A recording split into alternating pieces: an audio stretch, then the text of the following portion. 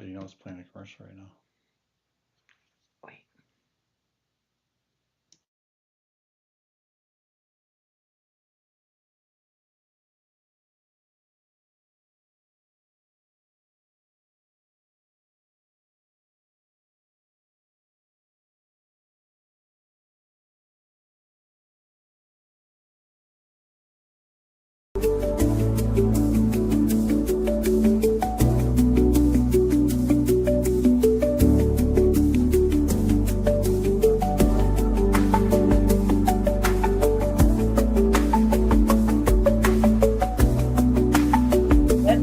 For all of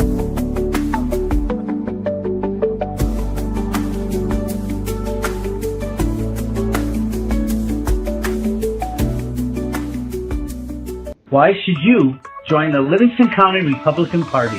Why, you ask? Yeah, why? Why join? The Republican Party is the party of common sense. Common sense. Republicans support the Constitution. Republicans protect your rights. We fight to keep your children safe. We fight to keep boys and men out of girls and women's sports. We fight to keep boys out of girls' restrooms. We fight for you. What does the Republican Party do? We help Republican candidates get elected. Why is it important to elect Republicans? Why is that important? Why? Tell me, why is that important? Livingston County is one of the safest counties in Michigan. Livingston County has one of the lowest crime rates in the state of Michigan. Livingston County has the lowest tax millage rate of all 83 counties. Republicans work to balance the budget. Republican legislators vote against raising your taxes. Republican elected officials believe in transparency. Republican clerks run elections with integrity. Republican trustees protect your rights. Republicans support our veterans. Who can join? If you are conservative, we want you in our party. All conservatives are welcome at our table. Join our activities. Join the fun. Become a member. Join us now. Hi, I'm Deb Drick, chair of Livingston County Republican Party. Our conservative message has been very well received in Livingston County, and I'm so happy to share with you that people are stepping up right and left to help. The only thing's missing is you. Come join our mission. Come join our fun. Go to livingstonrepublicans.com and click join. You'll be glad you did.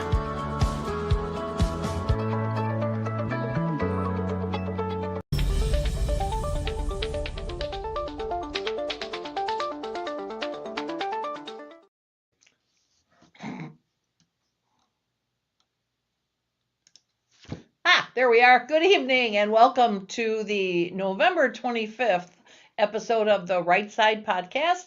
And tonight our special guest, our first special guest is welcoming back Commissioner Frank Sample, who refused to be a co-host all summer because he golfed on Tuesday. So we have to like get you a whole new golf league next year so we don't have to do this. Remember him? He used to come here and he used to be fun, but now then he golfed all summer. So here we are. Now we finally got him back for the winter. So he'll be hanging around with us a little bit here and there. So welcome, Frank, and thanks for jumping in.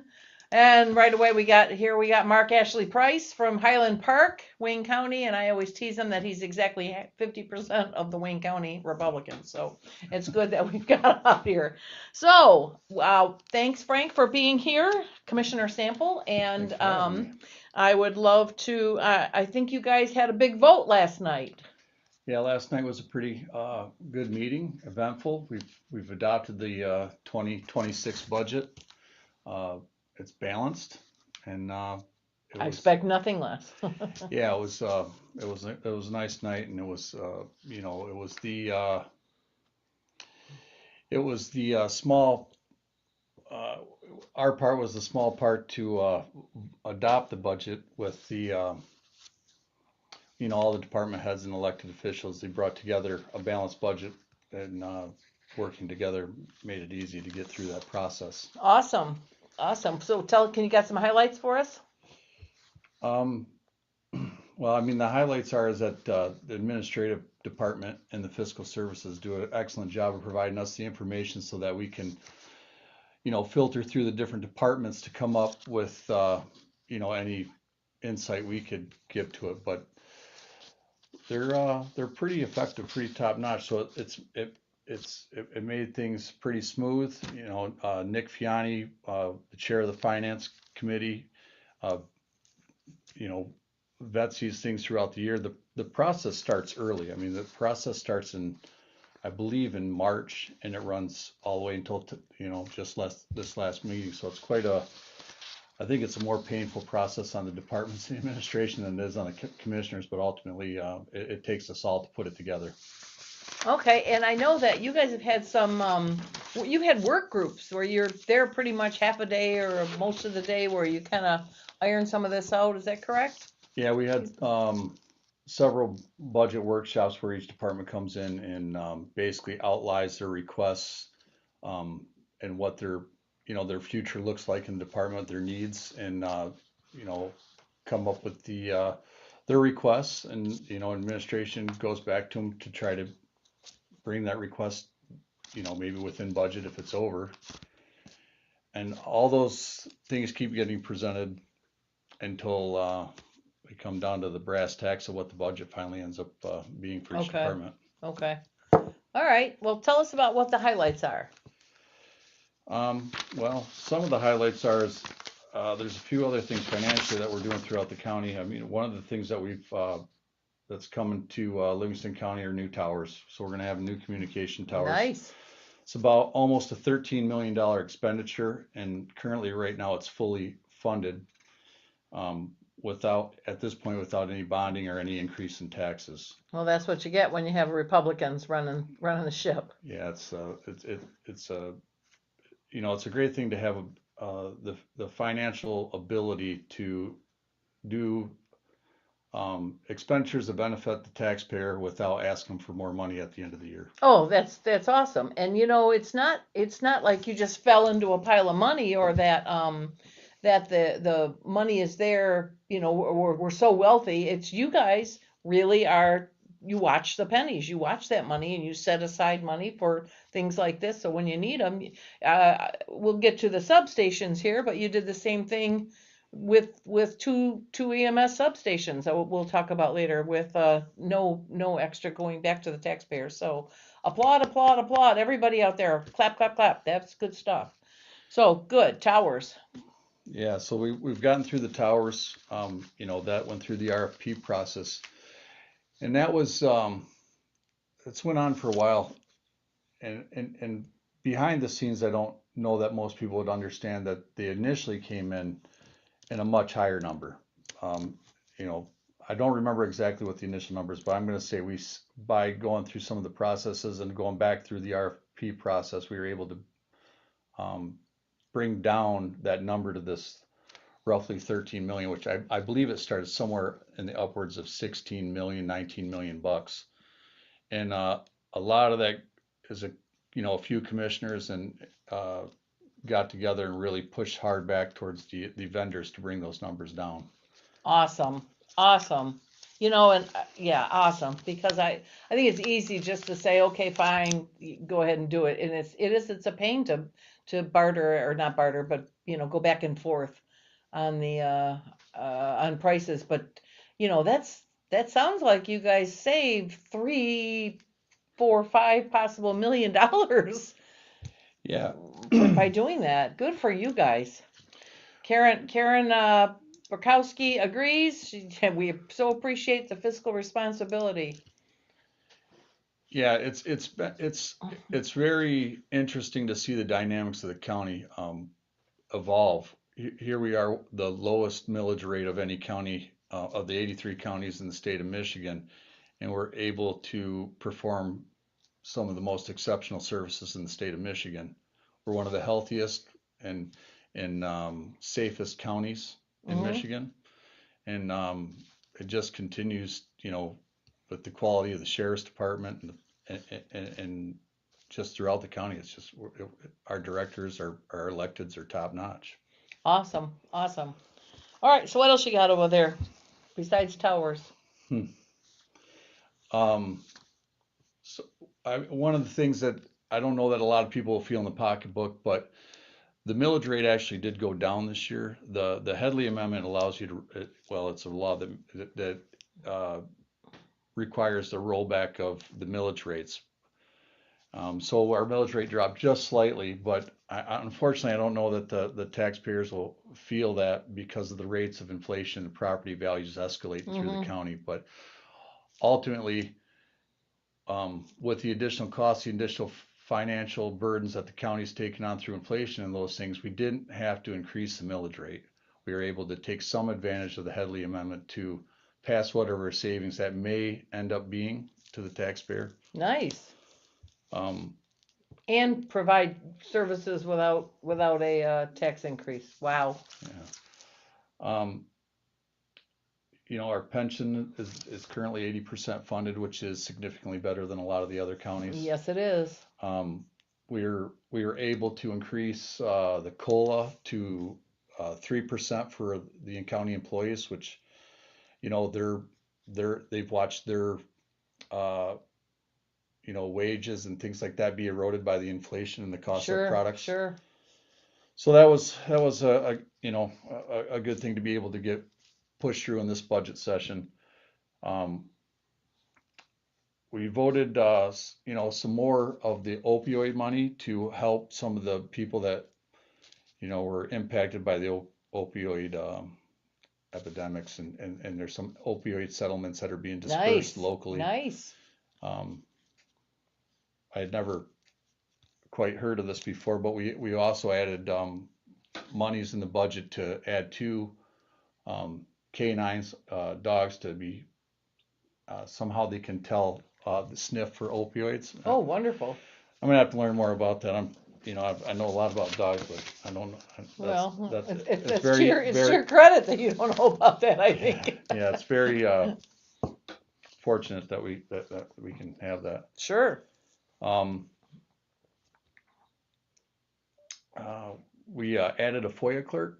The clerk's office has been severely impacted by the amount of FOIAs that are asked for on an annual basis. It's dramatically increased, and so there was some funding and an additional FTE, partial FTE, I believe, as part-time employee added for that. So hopefully that takes some burden off the clerk's office, or helps the clerk's office to, so they got a lot of. Yeah, FOIA is a lot of work. It's a ton of work, and it's work that doesn't have any benefit to you right then and there. It benefits somebody else, but it is a ton of work, a lot of tedious stuff. Yeah, I mean, I don't know how much more you can keep throwing at the clerk's office with the changes in elections and the days to vote, and they handle it all, right? If it's CPLs, it's the clerk's office is pretty amazing. We also are going to spend about $700,000 on encrypted radios, and about another $35,000 on encrypted radios at for the EMS and ambulance. So that'll allow better communication without potentially letting out personal or private information of somebody that's involved. Oh, nice. Once again, Livingston County was rated as one of the best workplaces, which is a great thing. Awesome. And I don't know. I mean, it just keeps getting better. The more, the longer that I'm in my 3rd year, I'm learning. The board is dynamic. We all have our different places and purposes and where we came from in life, and I think we really mesh those together to be a group of 9 that I think does the best to provide the service that we were voted for. My observation from the outside of year 9, I would not use the word cohesive, because or at least not groupthink. I don't see groupthink. I see different perspectives, and I see one saying this and one saying the opposite, and I see a discussion, and I see a vote, and votes are not always 9-0. It could be 8-1, it could be 7-2, it could be 5-4. But what I really appreciate about the group of commissioners that we have, and I have suggested very quietly and privately that some of our other local governments that are struggling with this take a page from your book, is because even if you disagree, you're respectful about it, you're professional about it, you vote, you move on. You don't make it a big personal, start slinging hash, or start throwing mud against the wall, hoping it sticks. So I commend all you guys for that. That's not always easy. Yeah, I mean, it's our responsibility to discuss it, decide it, vote on it, and leave the vote on the table. Yep. And then go back and do some more business than and keep on continuing to work together. So I think we get along pretty good. We definitely have some different mindsets on some of the different things we vote on, and I think that's okay. Ultimately that's good. It vets some of these decisions from both sides, so I think we work well together. Nope, I agree, and I think it's not always healthy to always vote the same way or to vote together all the time. Having discussions and sometimes you meet a little bit in the middle, sometimes not. All right. We're working on we had some technical issues last week where we had some people not able to, there's Joni. I was just wondering, Joni, I haven't seen you yet. So yeah, we were having problem with some of the, comments not showing up. So I'm really glad that people, so if except for Jay, which I'll get to shortly, I have been posting everybody's post up here. So if I have not posted your post up here on the stage, it's because I don't see it. So if you post something here and you don't see me get it in a few minutes, go someplace else. You can get it from my personal Facebook. You can go to Livingston County Republican Party, and you can go to YouTube. But if you're posting on here, you're trying to comment and we're not getting it, then go to a different source and they're public. YouTube, at the right side Livingston, or the Livingston County Republican Party Facebook. Okay. Joni's Krogering. Jay has an announcement. Trump just declared the auto pen pardons of last year's turkey pre-Thanksgiving as invalid due to an auto pen. All right. Nice. Okay. Yeah. All right. So back Poor to turkeys. Yeah. So anyway, so what? You got more here. You got more? Well, I'd like to reach out to thank some of the other electeds in the county. Tom Barrett's brought some dollars back to our communities. I forget the number. I believe it was almost $500,000 to our central dispatch at 911. And in my area, Putnam Township, we had a fire truck that I think it was 26 or 28 years old, due for replacement. The township approved the purchase of a new fire truck. There was and ultimately I believe we were able to receive a grant for $600,000 to help compensate for the cost of that. Wow, nice. So, nice. Jason Wolford's out there working hard. I see that we're getting some money back for the township roads and some different things for that. So it's nice to see, all of them try to give back to the community, or bring the money back to the community. Sure. All these taxpayers in this area have spent a lot of money on taxes, and they like to see some of it come back to their areas. Absolutely. But ultimately, we got about $54 million in revenue, and we're going to spend about $54 million or so next year. Well, but what you're not doing is spending 55 or 56. So that's what's important here, that you're not overspending. You're able to take the money that came in and spend it wisely. Yeah, and another thing that we're doing that's is we're looking forward to how to pay down the pension debt services, or unfunded portion of the pension.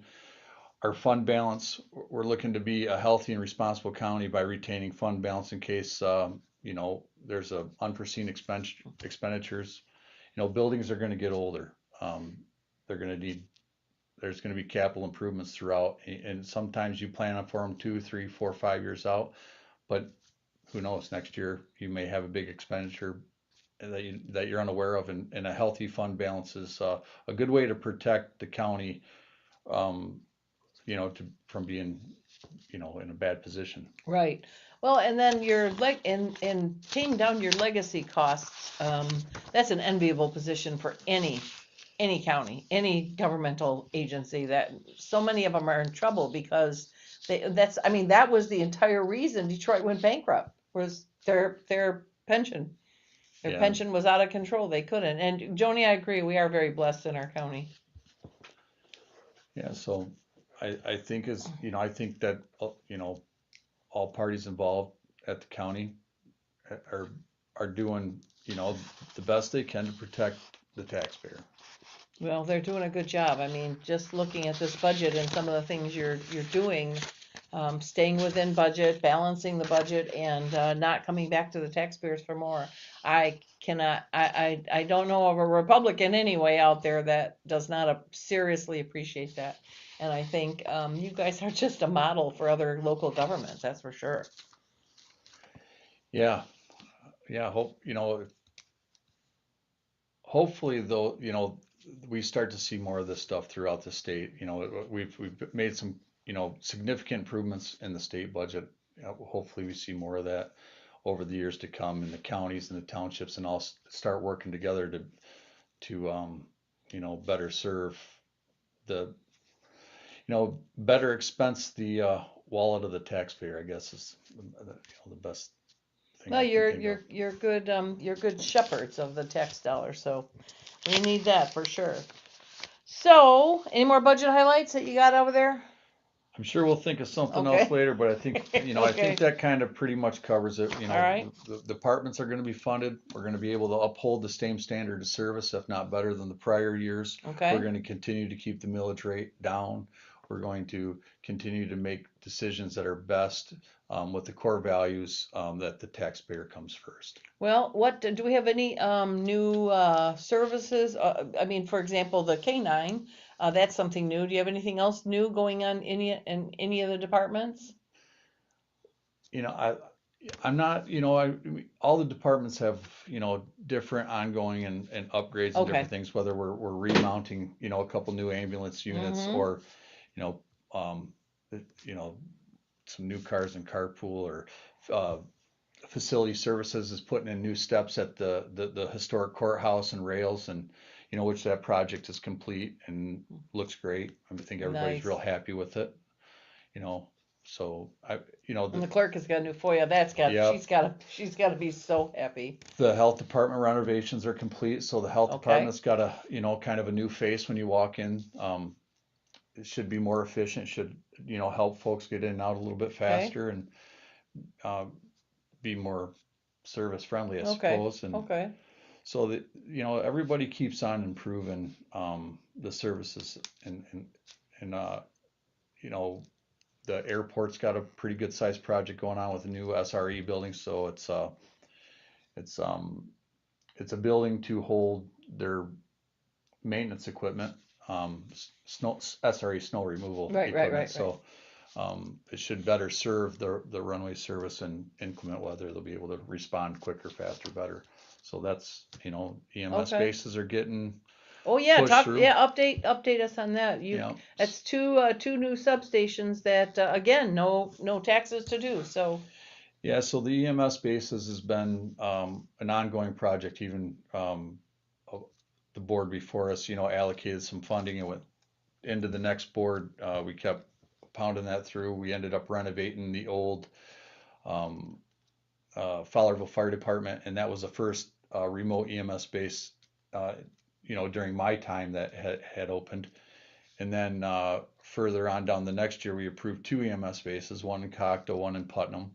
Cocta's run slightly behind. It's had some underground utility issues that set it back. Okay. Putnam's on track, on schedule from kind of the initial timeline they set.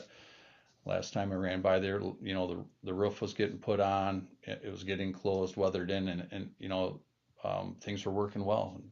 So we're looking forward to those opening and, better serve the remote areas of western Livingston County. But, those EMS bases, when they go online, they will better help the entire county, because anytime a ambulance gets called from one area to another, it gets backfilled. So just because the EMS base is in Putnam doesn't necessarily mean that it's not backfilling or servicing our, Hamburg Township, okay. or, so Okay. I think we'll see response times altogether go down in the entire county. So I think it'll be That's huge. fantastic. That's huge. And again, no tax increase to do it. So You guys planned very, very, very well. So awesome. So any upcoming policy changes coming in the county? Anything that we can look forward to? I don't know of any, huge specific policy changes that are coming. I think that, we'll have our inaugural meeting come January, and we'll that's when the new chair will be selected or retained, however that vote goes or decided. We'll end up with potentially a new vice chair, and potentially end up with new board chairs. I sit on personnel. Maybe I will, maybe I won't. Do you want to still stay on personnel, or would you like to switch to something else? No, I enjoy it. I think it's the right spot for me. Okay. With the work I do,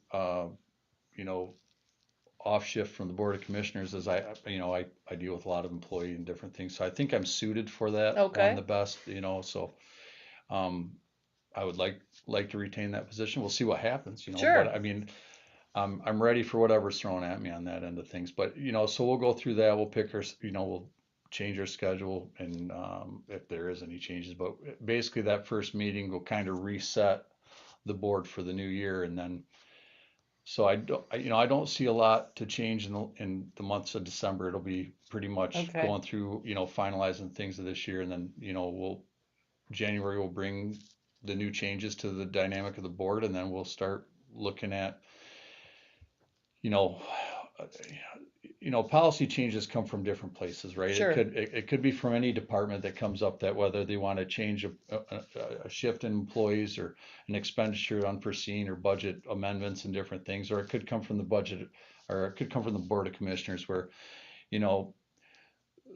somebody looks into something and they say, hey, this might be a good idea. We got kind of something stemming from that right now. I'm not necessarily ready to talk about it yet? 100%. Well, I'm not. It's not that I'm not ready to talk about it. It's just I'm interested to hear the total dynamic of it. So Commissioner Nakagiri has taken the time to immerse himself into the debts of the county, and one of those debts that he's really looked into and tried to focus on is the unfunded liability portion. And it appears, that we pay an interest rate, a higher interest rate, that would be lower than a bond rate. So there's an idea that there could be a potential savings to the county to bond, maybe the towers, or maybe some high expenditure things to pay down that portion of unfunded pension liability. Oh, I see. Where there would be Sure. the gap in savings of the interest rate would be a benefit to the county, and that's an up and coming new thing that I'm really looking forward to hearing more about. But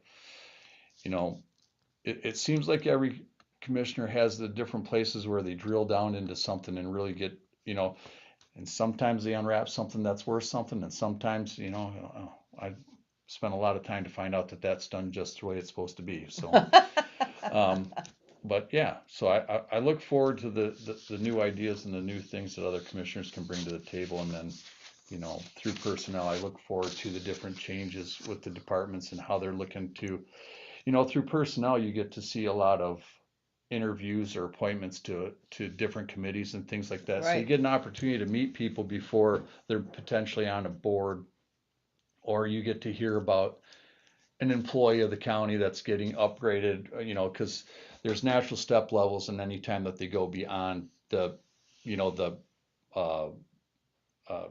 set pay levels, Sure. they have to come to the Board of Commissioners to get, Okay.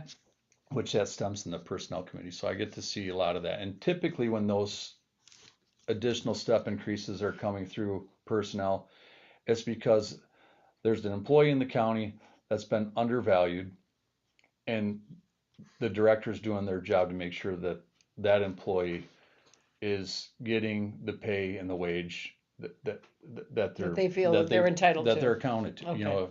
entitled to. So you see it, and then there's a lot of preparation into those things where the directors go through, they give us all the information, what the increase of cost is going to be in that. They give it's evaluated by a third party of what that job title is and what it should be. It may even be comparison to other counties or other departments or other applicable wages in the private sector, and it gives us however you want to see it. Either gives us the information we need to make the decision, or gives us the information to back up the decision, Okay. good or bad. But yeah, so it's, it's just. Well, that it's kind always- of brings up the question. So we have a good place to work where we're just rated very, very high as a place to work. So I can't believe having that good of a rating, we have a lot of turnover. So tell me kind of like, what does a personnel committee, what's your role? How do you have meetings regularly every month, or and what do you do with them if we're not turning over personnel like crazy? Well, personnel's once a month. Okay. So almost all the boards and almost all the appointments go through personnel. Okay. So if it's an appointment to the aeronautical board, it's going to go through personnel. If it's an Okay. appointment to the veterans board, it's going to go through personnel. Okay. It starts there, but then it's basically passed on to the full board for the final decision. Okay. But it's first vetted through personnel. Okay. So when you say there's not much rollover, that's true, but there's also, roughly 700 plus minus employees within the county that potentially could have, step increases or changes in employment, or they may Okay. they may reduce an FTE to add 2 part-time Okay. employees or something like that. Okay. There's always a dynamic. There's changes. There's positions that are unfilled. They can't fill them. Maybe it's Okay. because it's undervalued, so they may come to the Okay. board to ask if it could be posted at a higher Higher wage rate. Okay. and different things. So it's a lot of different things that could come through personnel. But you don't do the hiring for the departments. You guys actually pick the directors that Yeah. are not elected, obviously. So, for example, the health department, you guys hire the director, but you don't hire he or she hires their own deputy. He and she hires their own front desk people or Yep. whatnot. Yeah, Okay. we don't go through the interview process of, Okay. the other employees throughout the county. So yeah, if there's, we're getting ready to, our CFO is going to retire. And so we're For currently, the health department? no, for the administration, Oh, or for fiscal services okay, all right. administration. Longtime great employee, and they're gonna have a heck of a time to fill that position, but currently right now that position's being sought after, and we'll see where that comes. Okay. All right. And you guys have posted for it already, or Yep. people just okay? Yep, it's been posted. They hired a company to procure that position, Okay. or to bring candidates Right, to the right. board. Okay. Interesting. All right. Well, okay. When did that get posted? I don't remember hearing that. Usually I hear those little pieces of. I don't technically know exactly when the position was posted, but I know we've known this for a while. Okay. I know that the date was set. And this is Cindy? Yes. Okay. Yep. Yes. Yep. So it was, it's going to be a loss, and it's going to be some tough. It's going to be tough tough shoes to fill for All sure. right. So Okay. I look forward to seeing who ends up. So next. what's that process? When is that going to go? Well, I don't exactly know when it'll end up in front of the board, but it's got to be pretty soon, because the time's ticking on how much money Okay. she's got here. Is she ending the end of the year, or? No, it's before that. Oh. Yeah, I believe it's February. I think it's March. Oh, all right. I'm not certain about that. I wouldn't Okay. want to. Don't quote me. Okay. Don't quote me on that. He says I'm public. I don't know that we can't not quote you. Yeah. Well, I like Yeah. to say that. Okay. Okay. All right. Well, I will say that you have the absolute record on this. You have broken the record on this podcast for the most kicks under the table. Stop looking at me. I'm not trying to. I know. This is. I know it's hard, but we're talking to the audience there, so and I've said this before. I know Mike Cox told me that he was scared. He told everybody, "Look, Deb's threatened that she's gonna kick me if I don't look straight," which I do. So I knee under the table every time you look at me. So I used to have a podcast where we would look at each other, but everybody would stare at the side of my head and the other side of your head. So it just doesn't make sense. We're talking to you guys, not each other. So. Okay. All right. Well, anything more that's going on in your life, in your world, in the commission, in the county that you want to bring up? Yeah, I'm kind of at a loss of how much more I could talk about how well the county is ran, and so, I'm happy to sit on the board with the other commissioners. I'm thoroughly impressed with the directors and the other electeds and how they run their departments, and it's been educational for me to go from the private sector where I've been for 32 years or whatever it is now, to seeing how county government, local government, and departments and all that stuff kind of work together to, I don't know, to provide the services that for the people that pay their taxes. Well, and I've said this before, I said it tonight, I will keep saying it. Every time a commissioner comes on the podcast, we have by far the best commission in the state. I hands down, I'll compare you guys to anybody. Without, the debts, without the imbalance with things being paid. You guys are so fiscally responsible, and the new things that come up, we need them. You can do them without, and they're not, you guys are not frivolous. You guys make sure that the wheels continue to turn on the bus, right? But you don't do frivolous stuff, and you sock money away when you need it. So boy, we've needed it a little bit, and poof, you guys have coughed it up when we've needed it. So without having to go back. So I don't know how many, and I say this because I just don't know how many residents understand how rare that is. So anybody that's lived in Livingston County their whole life and they don't know anything different, when I was first dating Jay, he took me to a hockey game, a Michigan State hockey game, and the first thing that happened was one of the players scored 5 goals that game. It turned out to, it's still a school record. I don't think it's been broken. It was 1986, I think. And okay, to me, that was my standard from then on. I just kept expecting that to happen. I did not understand just how rare it is for one player to score 5 goals. He actually scored 6 and they took one away. So that was my expectation. I don't know if people in Livingston County really understand that our commission is a five goal scorer, and they don't, until you've lived someplace else or till you've really paid attention to how other communities run, you guys don't understand how good we have it. So, and I don't want to ever be put in a position where we find out the hard way just how good we had it. So we have to be very, very diligent. As one of the reasons we work so hard with our candidates and with our candidate recruitment, because we want good people in these seats so they're not causing all kinds of trouble. So kudos to you, Frank, and kudos to the rest of the other 8 commissioners on that board that do a great job. And we'll look forward to seeing next year. And 2 dogs and a FOIA clerk. All right. Yeah, this didn't happen overnight. This has been years and years of good governance with Republican leadership. Conservative leadership has led this county to be in the position it is right now. Yes, well, I'll tell you something. I'm very proud to call Livingston County home, and especially as it pertains to the way the government's run. So. All right. Thanks, Frank, for coming on. I appreciate your updates. I appreciate everything you've just told us. And thank you for, again, for serving. I hope you continue to serve. I hope you stay on the personnel. Maybe I'll go nudge some other person.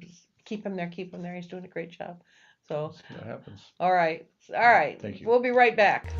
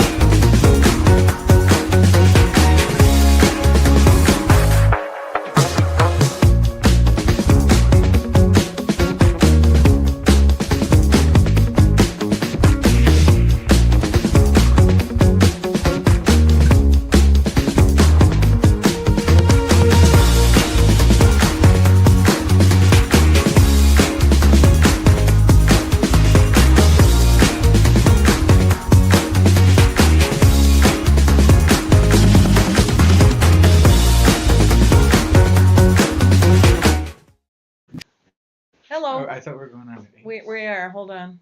Why should you join the Livingston County Republican Party? Why, you ask? Yeah, why? Why join? The Republican Party is the party of common sense. Common sense. Republicans support the Constitution. Republicans protect your rights. We fight to keep your children safe. We fight to keep boys and men out of girls' and women's sports. We fight to keep boys out of girls' restrooms. We fight for you. What does the Republican Party do? We help Republican candidates get elected. Why is it important to elect Republicans? Why is that important? Why? Tell me, why is that important? Livingston County is one of the safest counties in Michigan. Livingston County has one of the lowest crime rates in the state of Michigan. Livingston County has the lowest tax millage rate of all 83 counties. Republicans work to balance the budget. Republican legislators vote against raising your taxes. Republican elected officials believe in transparency. Republican clerks run elections with integrity. Republican trustees protect your rights. Republicans support our veterans. Who can join? If you are conservative, we want you in our party. All conservatives are welcome at our table. Join our activities. Join the fun. Become a member. Join us now. Hi, I'm Deb Drick, Chair of the Livingston County Republican Party. Our conservative message has been very well received in Livingston County, and I'm so happy to share with you that people are stepping up right and left to help. The only thing's missing is you. Come join our mission. Come join our fun. Go to livingstonrepublicans.com and click join. You'll be glad you did.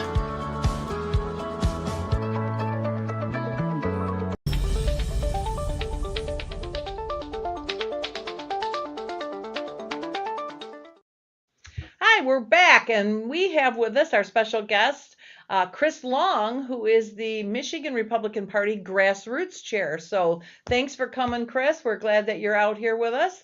And we're going to, as we go, we will bring up, for example, we have here Frank Thomas said, good job, Commissioner Frank. Didn't he do a good job? Yes, he did. He did excellent. Our commissioners are the best. I'm sure you overheard me as we were tailing off here. Yeah. So I would like you, first of all, to kind of tell us about you personally. We'll get into what you do as your grassroots chair, but tell us about you. Where are you from? And So I'm Chris Long, grassroots vice chairman of the Michigan Republican Party. I'm from the other side of the state. Big Rapids, Mecosta County. I spent the last 3 years fighting the Goshen battery plant, the CCP thing, where we replaced 13 elected officials over an 18-month period with 3 different elections, a special election with the recall. Then you had the primary and then the general election. We got 13. Replaced the whole township board, gained a majority at the county convention or county commissioners, and we took over one of the supervisors of the other township for not listening to the will of their constituents. And so I've heard a lot of people say, based on the stuff, I'm sure you read it. I know you commented on a lot of stuff on Facebook of mine. And you see it, a lot of people say, oh, he's not grassroots. No, I have done the grassroots thing, the actual accomplishment, not just activity, which is what so much grassroots people think it is, a rah-rah. They expected that I was supposed to be elected as this rah-rah grassroots all the time, side with the grassroots just because of the grassroots. No, we need to win elections in Michigan. In 2026, we have to win elections, and we can't repeat what we've been doing in the past, the failed messaging, all the failures. And it's both sides, the establishment and the grassroots. Everybody's got problems. But right now, I'm trying to steer the grassroots and explain the realities of the situation. And I know you're seeing a lot of it on Facebook and all that. So well, tell me, let's tell, like, where'd you go to school, all that stuff. Give me. So I went to U of M Flint. I'm originally from Lapeer. Okay. Before I moved out to the other side of the state, I went to U of M Flint. Okay. I dropped out. I'm a software engineer by trade. I've been writing software. I had my first computer when I was 6. Started writing code at 12. Writing medical robot code in high school. Also joined the robotics team, but I had my first job in high school while everyone else was working at McDonald's or whatnot. I was writing medical robot code. Nice. And so then I got into the automotive industry, and that's where I've been ever since. So about 16 years in career of software. That's what I've been doing. And I dropped out of school because I wasn't getting any. I hated the indoctrination. I mean, that is. No, I hear you. I hear you. I'm sorry. That's all right. Am I too loud? Well, you won't be if I move the microphone. Like, if you get any more excited, I'm going to put it over there with Tyler. You probably should put it over there. Somebody tell me, calm them down or move the mic if it's too loud out there. They didn't warn you. No, it's all right. No, we're fine. We're fine. All right. Well, let's see. We got some comments here. Kelly Paul says, "Welcome to Livingston." Hello, Kelly. And then Joni thanks you for traveling such a distance. Yes. 2.5 hour drive. Yeah. Then wonderful. We're glad you're here. Jason said, "Absolutely, Chris, 100%." So, all right. So tell me, what is the role of a grassroots chair in the Michigan Party? Yeah. So this is a huge misunderstanding. A lot of people think, like I said before, that the grassroots vice chairman is supposed to just be the representative, the voice of the grassroots. That's not entirely the case. In the bylaws of the Michigan Republican Party, the grassroots vice chairman is to lead all precinct delegate recruitment, getting volunteers, voter registration, and what's the third one?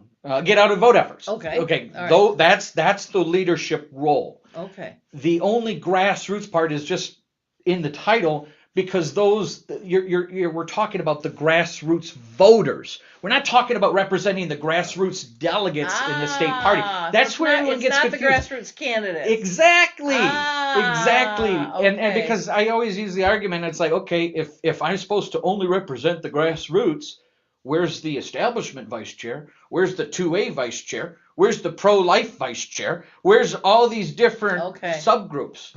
All right, so it's the grassroots voters. Okay, yes. I get it.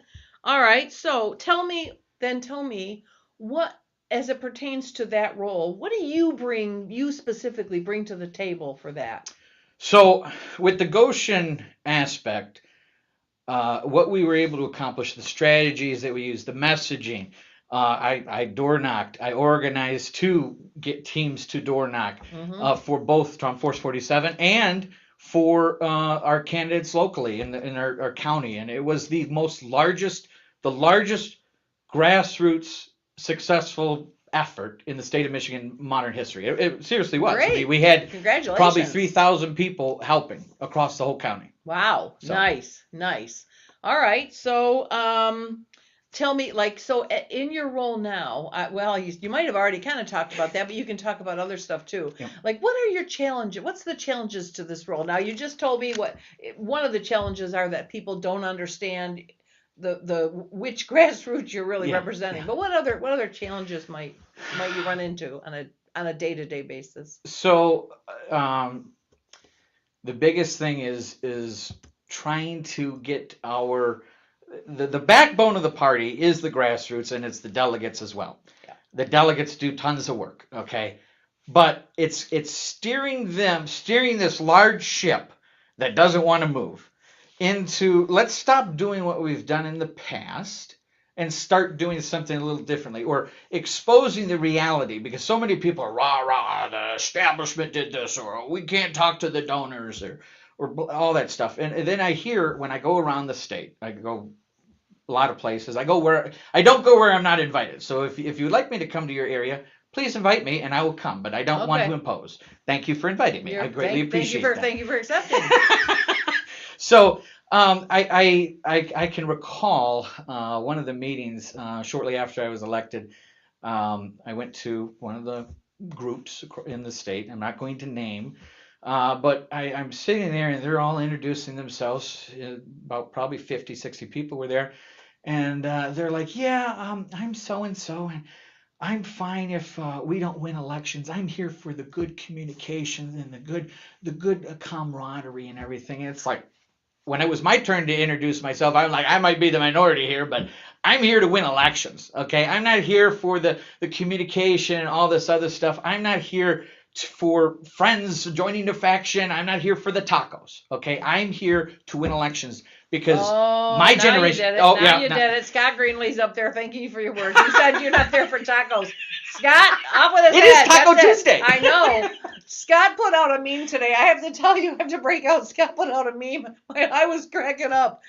Ready? Here's your Tuesday poem. Okay. Roses are red, so is salsa. Give me a taco. The end. That's the typical Scott Greenlee something like post that. on Anyway, a it was Tuesday. hysterical. That's a typical one. Yes, and Kelly agrees with you that there should be some renaming. Yeah, of it should be the Get Out and Vote. Get out, Go TV. Yeah, exactly. So good. All right, so you have this is so your day to day. We were talking about your challenges. I lost for a minute there. Yeah. So the challenges is trying to get the people who are the most passionate people about a lot of issues steering in the correct direction. I mean, there's a lot of people that want to turn Michigan. They want to elect Marjorie Taylor Greene across the state. Sorry, we're not that red of a state. We don't have that red of districts to be able to do that in overnight. That's the goal. We need to be electing, or in the goal of the primary is to elect the quality candidates that are electable in the general. So we should be focusing on trying to get the constitutional conservatives, the most constitutional conservative people, electable in your district. If they're not electable, we're going to lose that if they win the primary. They have to appeal to the district. So it all depends on the district's demographic.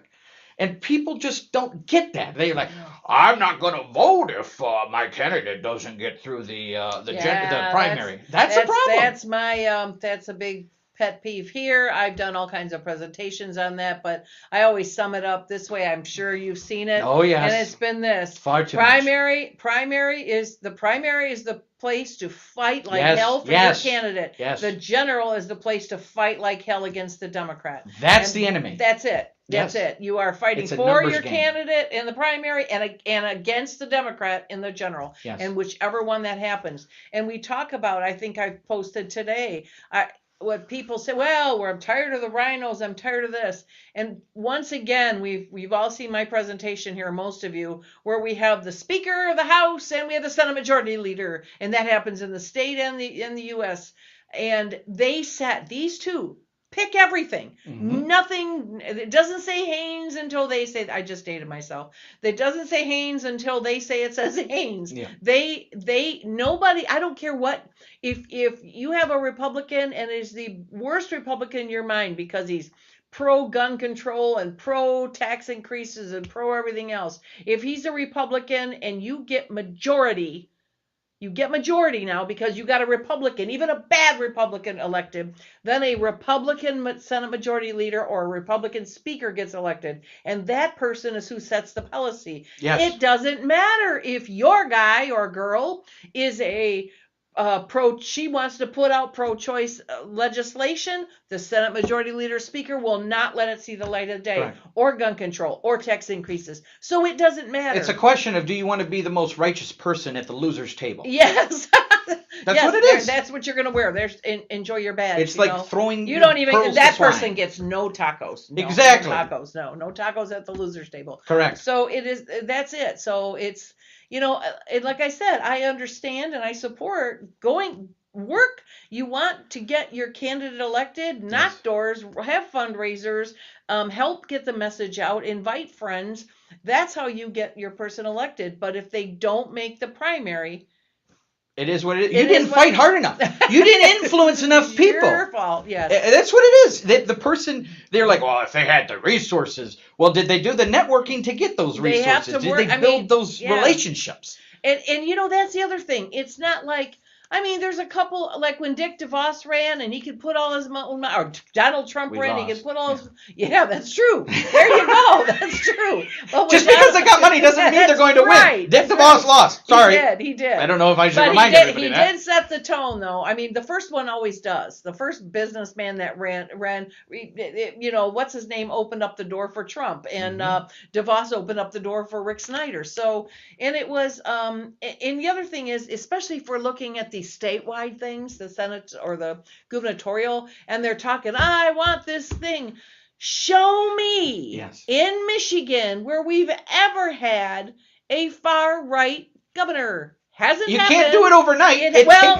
It hasn't We happened. want that, Yes. but you're not going to get it No. overnight. You have to work towards because that. this is, I mean, Michigan is a purple state. It is. That means, and and we have had, let's see, right here, right here, right here. We have done this. We have shown this before, and we talk about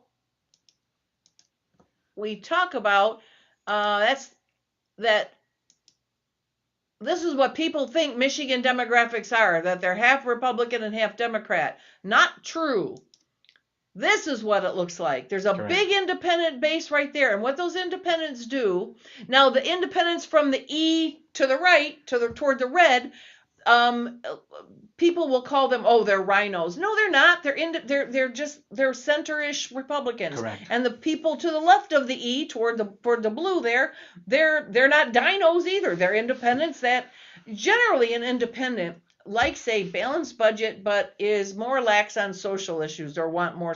You mentioned dinos for just a moment. Yeah. Why aren't we using the strategy of putting up multiple dinos in districts that are held by Democrats in order to screw with their primary? Why aren't we doing that? They do it to us. Why aren't we doing that? Because they stick together. I know, but why don't we just put the dinos? Because say, okay. they already know. I think they know who's going to run in every single stinking for the next 30 years. But probably. Anyway, so you've got this big independent thing, and the independent in that center, that purple area there, they don't like extreme. Mm-hmm. This is our state. They don't like extreme. They will go usually with the less extreme. Now, I want to go back to, and I've used this example before, and I cannot think of a better one. Go back to the Christina Karamo, Jocelyn Benson, both extreme candidates, one far left, one far right. All right. But with Christina Karamo was publicly saying that yoga is the work of the devil. All those purple people there, you just shoved them over to the left. So it's not that she would have been a bad Secretary of State or anything else. It is that when you that far scares that middle base right there. So that's what happens. We got some questions over here. Mary Beth. Hello, Mary Beth. Do you think Christians and hunters may at least fall into the independent group? That's a good question. I don't think just as my opinion, I don't think hunters. I don't know. I think because I know they're on a low propensity list, the hunters are. And I don't know that they're very political at all. So I don't know if they're independent as much as, I don't want to say apathetic, but they're not engaged. And I think last year, I know Janine Iyer and other groups spent a lot of time in our area engaging hunters because they're low propensity. As far as Christians, I don't think I think people who consider themselves Christians tend to lean right because of the abortion stance and whatnot. So, but hunters, they could be independents. I guess how you define independent. As I said, independents generally are people that like the bills paid, but are okay with some more social issues that Republicans may not. I know that the independents stepped up big time in 2023 or 2022 actually, the election for Prop 3. I remember knocking approximately 1,100 doors that year, and I had so many people tell me, I usually vote Republican, but I can't this year because, they want to outlaw abortion in the case of rape or whatever. And that was horrible. One of the things you touched on, and I'm glad you brought it up. We fail as Republicans every single year on messaging. We're failing on it now with the propositions and big time. So let's go back to 2022. There's so many people that are still talking on our side about 2020, all the election fraud, yes, all that stuff. But and everyone keeps saying, well, what are we doing against that? Well, first of all, we need election integrity, but if we don't have the vote to get out, if we don't get out the vote, there will be nothing to protect, number one. Number two, we failed in 2022 because we failed to protect the Prop 2 and stop that. So everything that they used in 2020 to scheme the systems, all that stuff, that got put into the state constitution through Prop 2, and we did nothing to stop it. Why? Because a lot of us were focused on. I'm going to go there. Go ahead. I'm going to go there. There was a lot of people that were focused on helping replace a bunch of incumbents because a certain person, a certain PAC wanted to become Speaker of the House. And so they ran a bunch of candidates, caused a bunch of chaos, and we lost a bunch of stuff in the House. I'm not going to say who it was that was running. I'm not going to call out that PAC. But that is reality. We lost a bunch of stuff because people were focused on that rather than focused on making sure we win elections. They were replacing incumbents because they knew that if they didn't replace the incumbents, that person couldn't win as Speaker of the House. Just going to say that right now. Well, okay, that's a take, and I have heard that opinion before. I mean, it's my observation that particular year that the right to life position should have been, they should have allowed that bill to be legislated once it got the signatures. So that was Prop 3. We said for You're talking messaging on about- that. yeah, I was yeah, part of yeah. it too. Yeah. But on Prop 3, we failed again because we allowed the Democrats to take control of the messaging and say it's for women's health. No, I get it. Okay, and I we get it. said, what did we say? What did we tell it them? was Too awful. confusing, too extreme. Yes. Okay, we could have won that No. whole thing if the PAC. Okay, there was a PAC that would have paid for it, but the consultants down in Florida refused to pay for it. The easiest way to win that whole messaging war was if you put two signs. Okay, they were going to do this, but the consultants said, no, can't do that. The messaging, too extreme, too complex, is the way to go. And it ultimately failed. But put a billboard on 75 over in Auburn Hills and a billboard on 131 over in Grand Rapids that shows a medically accurate photo of an abortion and say, that's what you're voting for. That's Prop 3. You could have won the argument. It would have been shut down. I don't think so. But I don't think so. I don't think that would have we done said it. women's health. Well, I think that prevailing wage in when was that? Whenever we got Whitmer, when we get what was that? 2018. Okay, prevailing wage and marijuana both made the ballot, all right? And the legislature legislated the prevailing wage, took it right off the ballot. They did not legislate marijuana. We got Whitmer.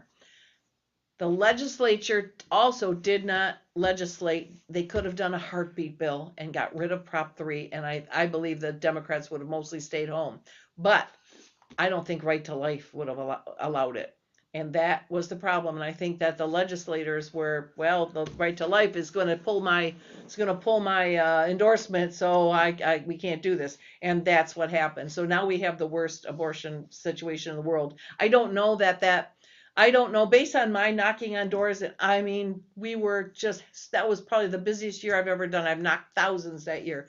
And everybody I talked to said the same thing. Well, normally I don't like abortion, but I don't want it eliminated because of in case of rape or incest. So it was always came down to that. So that was going to do it. We got some people here who want to talk. Mark Ashley Price please, and you said you'd come if you invited. There you go. There's your invite to Wayne County. Mark Ashley Price comes to my podcast every week from Wayne County, and I always tell him that he's exactly 50% of the Wayne County Republicans.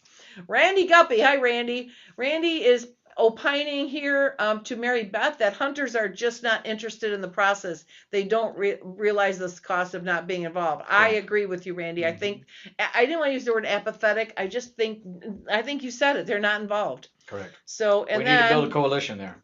Mr. Vice Chair, you had it with former Vice Chair of the State Party about Muslims in Dearborn. I asked that because a protest in Dearborn became an issue. Oh man, did it! Question. Talk about the protest in Muslim in Dearborn. Your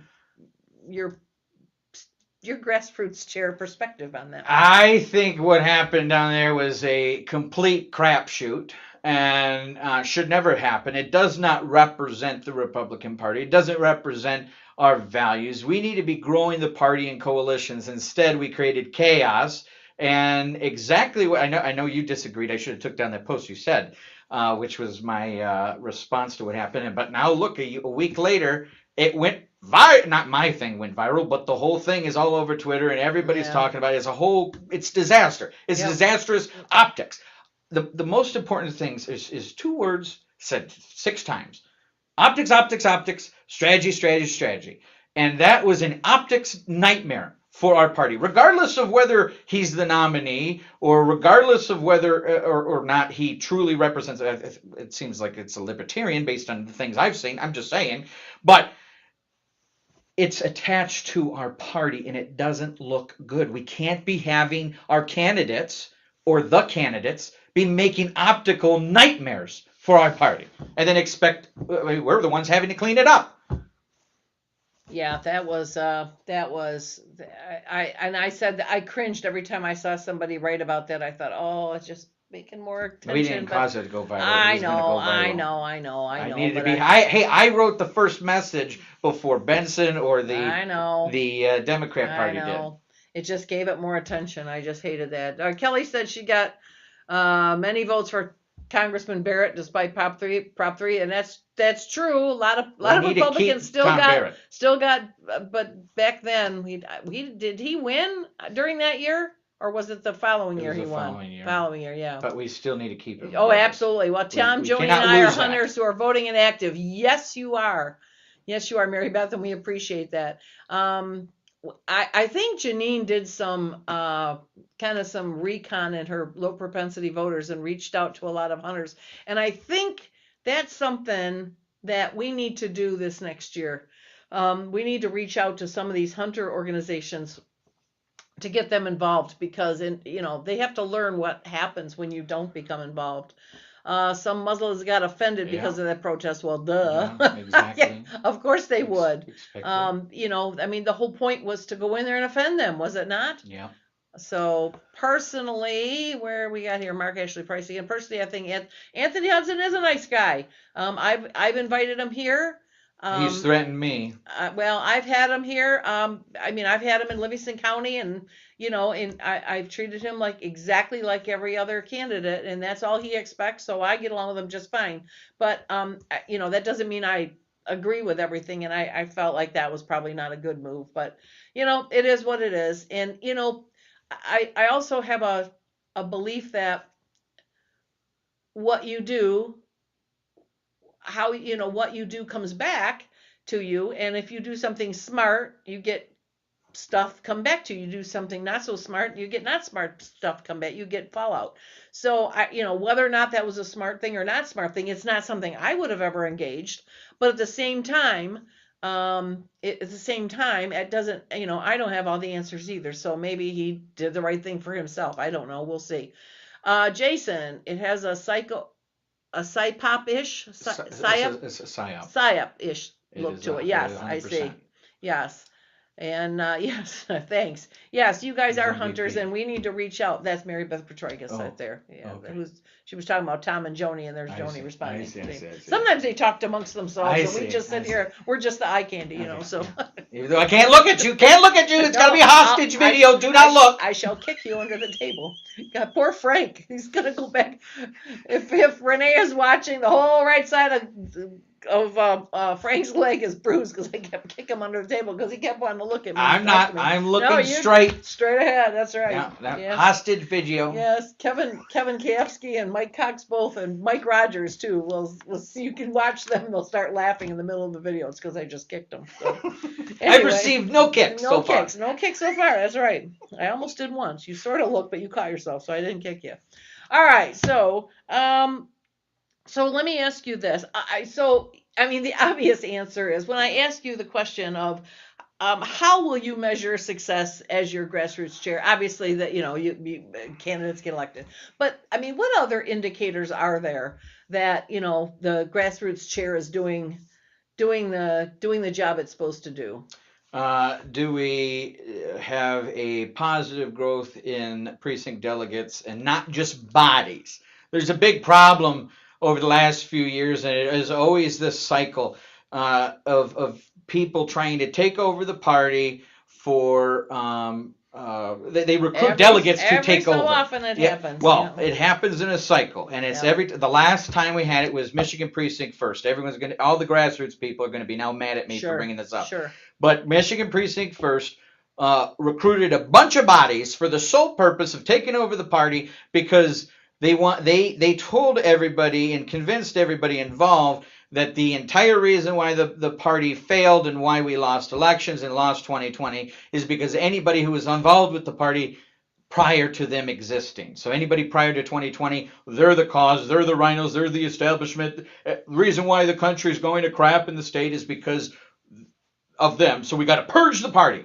And that's what these people did. Right. But this is a cycle that happens every 10 to 15 years. And you go back, the Tea Party did the same thing. Oh, yeah. Tea Party said anybody that existed prior to them is why the housing market crashed and why we got Obamacare, why we got Obama in general. And they did the whole thing. And guess what? They became the establishment. One of two things happen. You get absorbed into the machine, or you get burnt out and get away, and you just get not involved anymore. Or some of them still continue with their ideas of them. And it goes back further than the Tea Party. You go back to the early 90s and late 80s. You have the Pat Robertson delegates who did the same thing. Anybody that was part of the party prior to them, or the sole reason. And so these grassroots groups go and recruit bodies for the sole purposes of takeover who have no experience of the party. I mean, for example, me. I didn't just become a delegate and go to the convention and put my paperwork in, the affidavit, and just show up at the convention. I was involved with the party for over a year. And that's aside from the Goshen thing. I mean, because of the Goshen thing, I got involved. But I was a part of the party as a dues-paying member for over a year, involved in every single meeting, involved with discussion when I could, going to events, getting to know the people, getting to know the whole framework and lay of land and how to do things, learning Robert's Rules of Order. And then I became a delegate. I didn't just become a delegate and show up to the convention for the purpose of it. That's what a lot of people do. Well, that's because people go to them and say, all right, I need you to be a delegate. All you got to do is show up to 2 meetings, and I'll give you a list and tell you how to vote. That's the problem. That's what happens. Yeah. And then you get... And then we wonder why we're in positions where we are, where there's chaos and the party can't do anything. Yes, because then we have to start all over again. Yes, every time. Because, how can you grow a forest when you're cutting down the trees every 2 years? I know. It is bad. But anyway, so hopefully we've saved. So let's go back volunteer recruitment. 1 second. So you said the success. So making sure we have enough volunteers for the general election slate of candidates. Okay, we need volunteers, people who are willing to put in the work, because a lot of times I see 20% of the people doing 80% of the work. Oh yeah, that's a big problem. That's everywhere. Precinct delegate, not recruitment that's not just bodies, but people who are actually want to win, want to be involved, want to come to the meeting, not just be there for their convention thing and go to the state party, blah, blah, blah. Right. If you're in it just to go for the social hour or faction fun, then you're not in it for the correct reasons. We're here to win elections. And so, what's the word? Voter registration. Okay. More voters. Improve if we can make the districts more red, that's a metric of success. Okay. And then winning elections. Look, a lot of people are very angry with me on both sides. The establishment don't like me calling out them, and the grassroots don't like me calling out them. Both sides are mad, so I must be doing something right because I'm calling out the bullcrap from wherever it comes from. And because I'm not here to be your friend, I'm not here to join your clique. All that stuff. I am here to win elections. The only reason I'm involved. And so if I don't get reelected, whatever, I might not even run again. If we win, I have no really reason to be involved. I've fulfilled my mission. And then we're done. Okay. Well, and I've always told everybody, I mean, it doesn't matter what you do. I taught a leadership course here for 27 years in Livingston County. And I always started off by saying, if you want to be the person everybody likes, if you don't ever want anybody to be mad at you or treat you badly or be rude or attack you or insult you, if you never want anybody to ever be angry at you, never, ever make a difference in life. Correct. Because when you make a difference, you threaten people who don't Correct. make a difference, or you threaten them that they want the other side of the difference. It's almost So like the people want me there's to nothing you just can do. not do anything or stay quiet. Oh or no, just then side they're with then them. they're going to be complain. mad. Then they'll complain you're not doing anything. There's also another large misconception. I don't know if you Okay. have it written down. Well, no, I you don't. wouldn't. People think that the Republican Party chooses the candidates. That's the most farthest thing from the truth. The Michigan Republican Party, the MIGOP, does not choose the candidates. Okay, the candidates step up and they run. There might be some influential PACs or people that influence them, but it's not the party. We're not allowed to. Okay, and so I constantly hear, well, you should be vetting candidates and you should be finding candidates. That too. If I went and found the candidates, I have a whole list of people that would be the first ones to complain about who they are and what they are because it doesn't fit their purity test. Yes. Yep, that's true. So it's a catch-22. They're complaining that we don't have good candidates and they want me to find better candidates, but yet I'm not allowed to, and they would be the first ones to complain. Agreed. Okay, Samson is saying that's just what happened to Kristen. Are you talking about Kristen or Christina? I don't know who Kristen is, so unless you're talking about Christina, I don't understand that. Will Meredith, the purple independent bar on the graph is an important group. Yes, it is. Yes, How do it you is. suggest we reach them, and what's the best way to message them? You get the prize, Will, for the best question of I can answer the that. month. Okay, you go. But then can- you give your All answer. right, go ahead. We need to talk about kitchen table issues that affect America's everyday Michiganders, the large majority, not our echo chamber. They care about how they're going to make their mortgage payment, the price of food, their job, their security, their health care. Those things are the people that people are caring about. They're not caring about the other academic things that our echo chambers talk about, the Constitution. Look, again, I want the most constitutional conservative people that are in their district that are electable, okay? But we focus a lot on the messaging being the things that the rest of the majority doesn't care about. We are in our own echo chamber. The sole fact that we are delegates, we are a minority, okay? Just by being involved. There's 1.7 million Republicans in the state of Michigan that will vote Republican all the time, okay? And then there's the 1.7 million low propensity. Mm-hmm. But the majority of people are focused on affordability. Think about it. How did we wake up one morning with a communist in New York City? It's because he ran his campaign on affordability. He didn't run it on all the extremism stuff. Okay, that's another problem. Our candidates That was my answer. Is we focus a lot on extremism. Yep. Okay.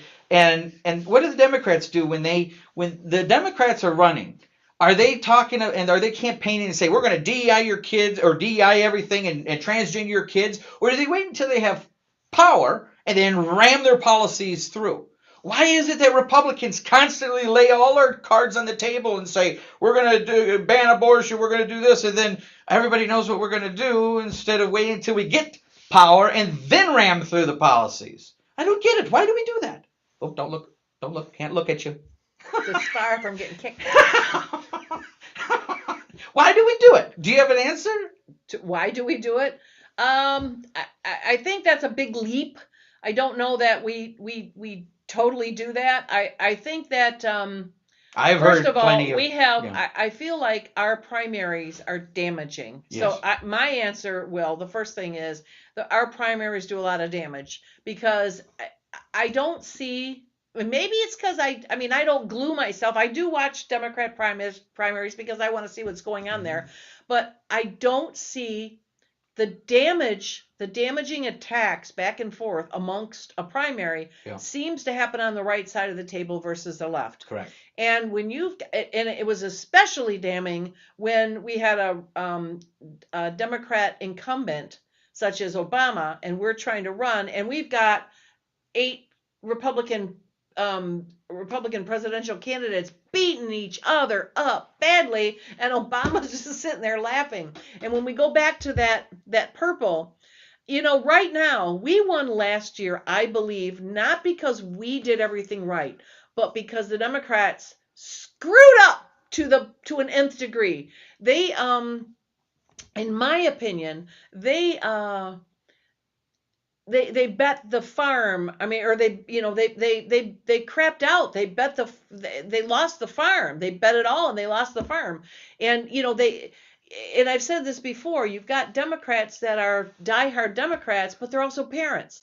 So when you're putting little boys in a little girl's bathroom, and the little girl comes home and she's crying because the little boy was in there, or the girl didn't make the sports team because the boy did, those parents stop being Democrats. They start being parents then. And they just push things too far.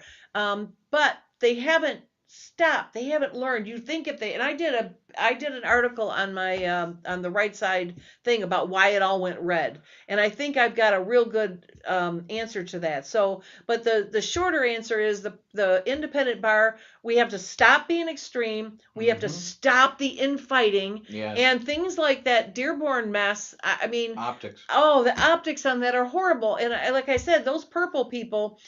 I make remarks once in a while on Facebook. I get attacked or crazy stuff thrown at me by a Democrat, and I look at them and say, every time you say something crazy, you shove another independent to the right. Thank you for that. Well, one of the things that I think there are some people on our side that believe that the reason why we're losing elections is because we don't have a conservative enough candidate. No, they think the solution is, we're losing elections, let's go farther. No, it takes time. You have look at Christina Caramo and Matt DePerno.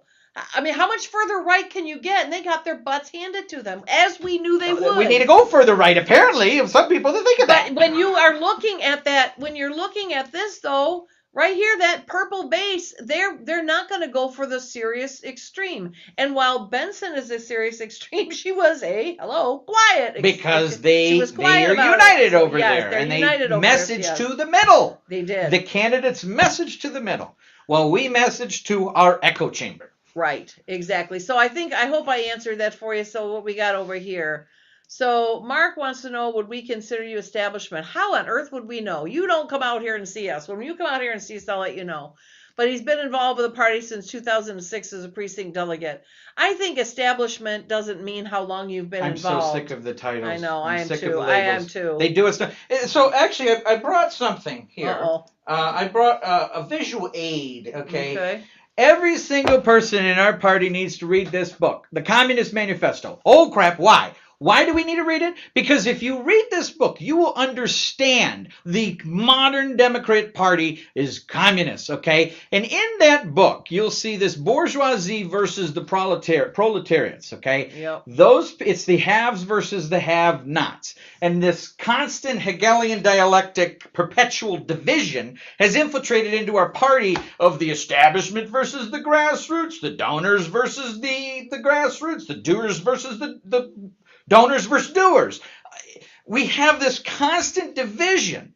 And until you actually read about it, what the communists are doing, you'll never see it. And when you do read it, you're always going to see it, and you can't unsee it. And so I really suggest everybody learn your enemy.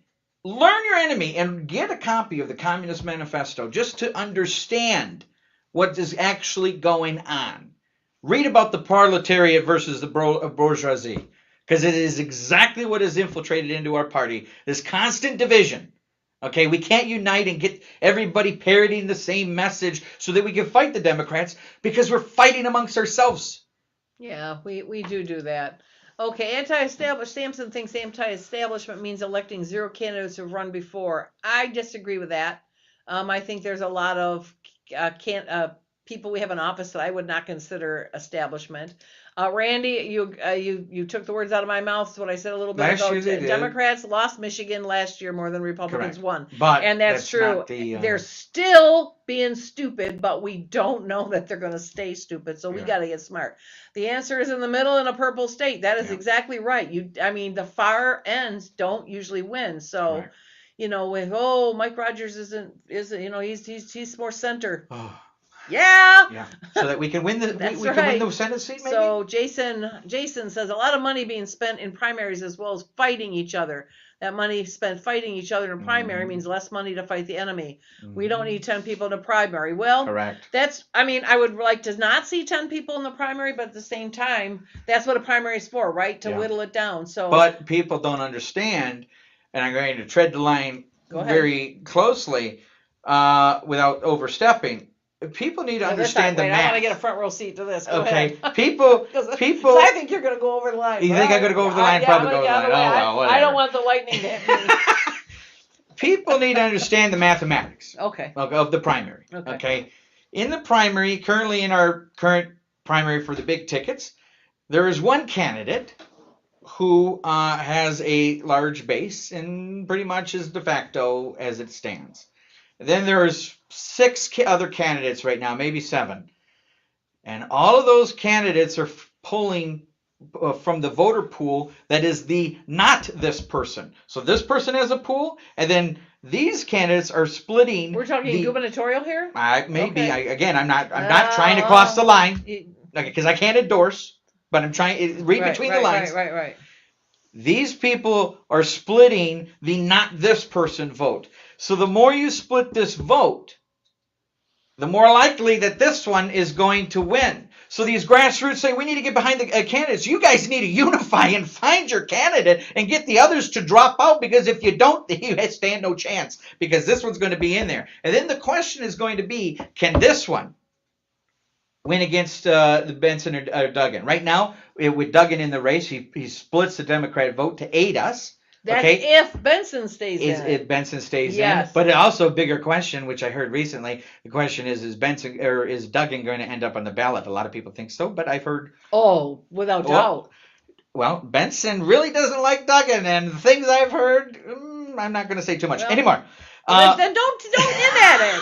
What are you hitting at it and then saying, "Oh, my toe's cold in the water. Let me run back here." I'm just saying, I have heard that there might be some shenanigans going on with Benson, possibly with Duggan. I would not surprise me, because they're going to. I mean, you go back to the presidentials. You go back to the Ralph Nader running, and then us getting Clinton because Ralph Nader split the Democratic vote. And then you had, the other way around. Ross Perot ran, and we got Clinton because he split the Republican vote. Yep. But then Ralph Nader came in, did the exact same thing, and that's how we got George W.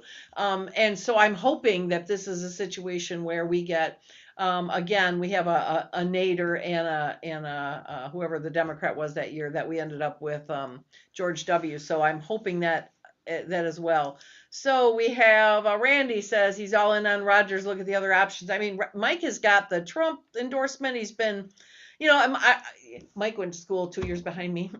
So I've known. Let me make a comment on that one. And so I have seen some campaign videos, and more recently, and so many of them have just platitudes, constitutional platitudes, no real issues. No real plan, no real issues talking, all constitutional platitudes, and they think that that's going to win. I'm just saying you need to look further into that. Yeah, but there's a. We could have had Rogers last year, but some people wanted to play purity tests, and I think that might happen again. We got to stop. Let's look at our demographics, okay? Yes. So you think that so we have to do that. So in red areas we can get more right. That's true, Curtis. That is true, but it has to be a red. It can't be a R+1. Look at the red. Look at the red there. If you the farther right you go, the more you lose that purple. And that's the problem with that. So I understand. The red. Yes. So Kelly believes that's why Doug is appealing. I agree with you. We have to. And really, and I'll tell you something. You almost looked at me for a moment. I was looking I was looking up here because I was reading what I was going to tell you. Okay. So in my candidate classes that I do here, I have what we call the electability test, which is what we call Drick election pie, and basically that's a pie with a whole bunch of slices, and the slices are called things like.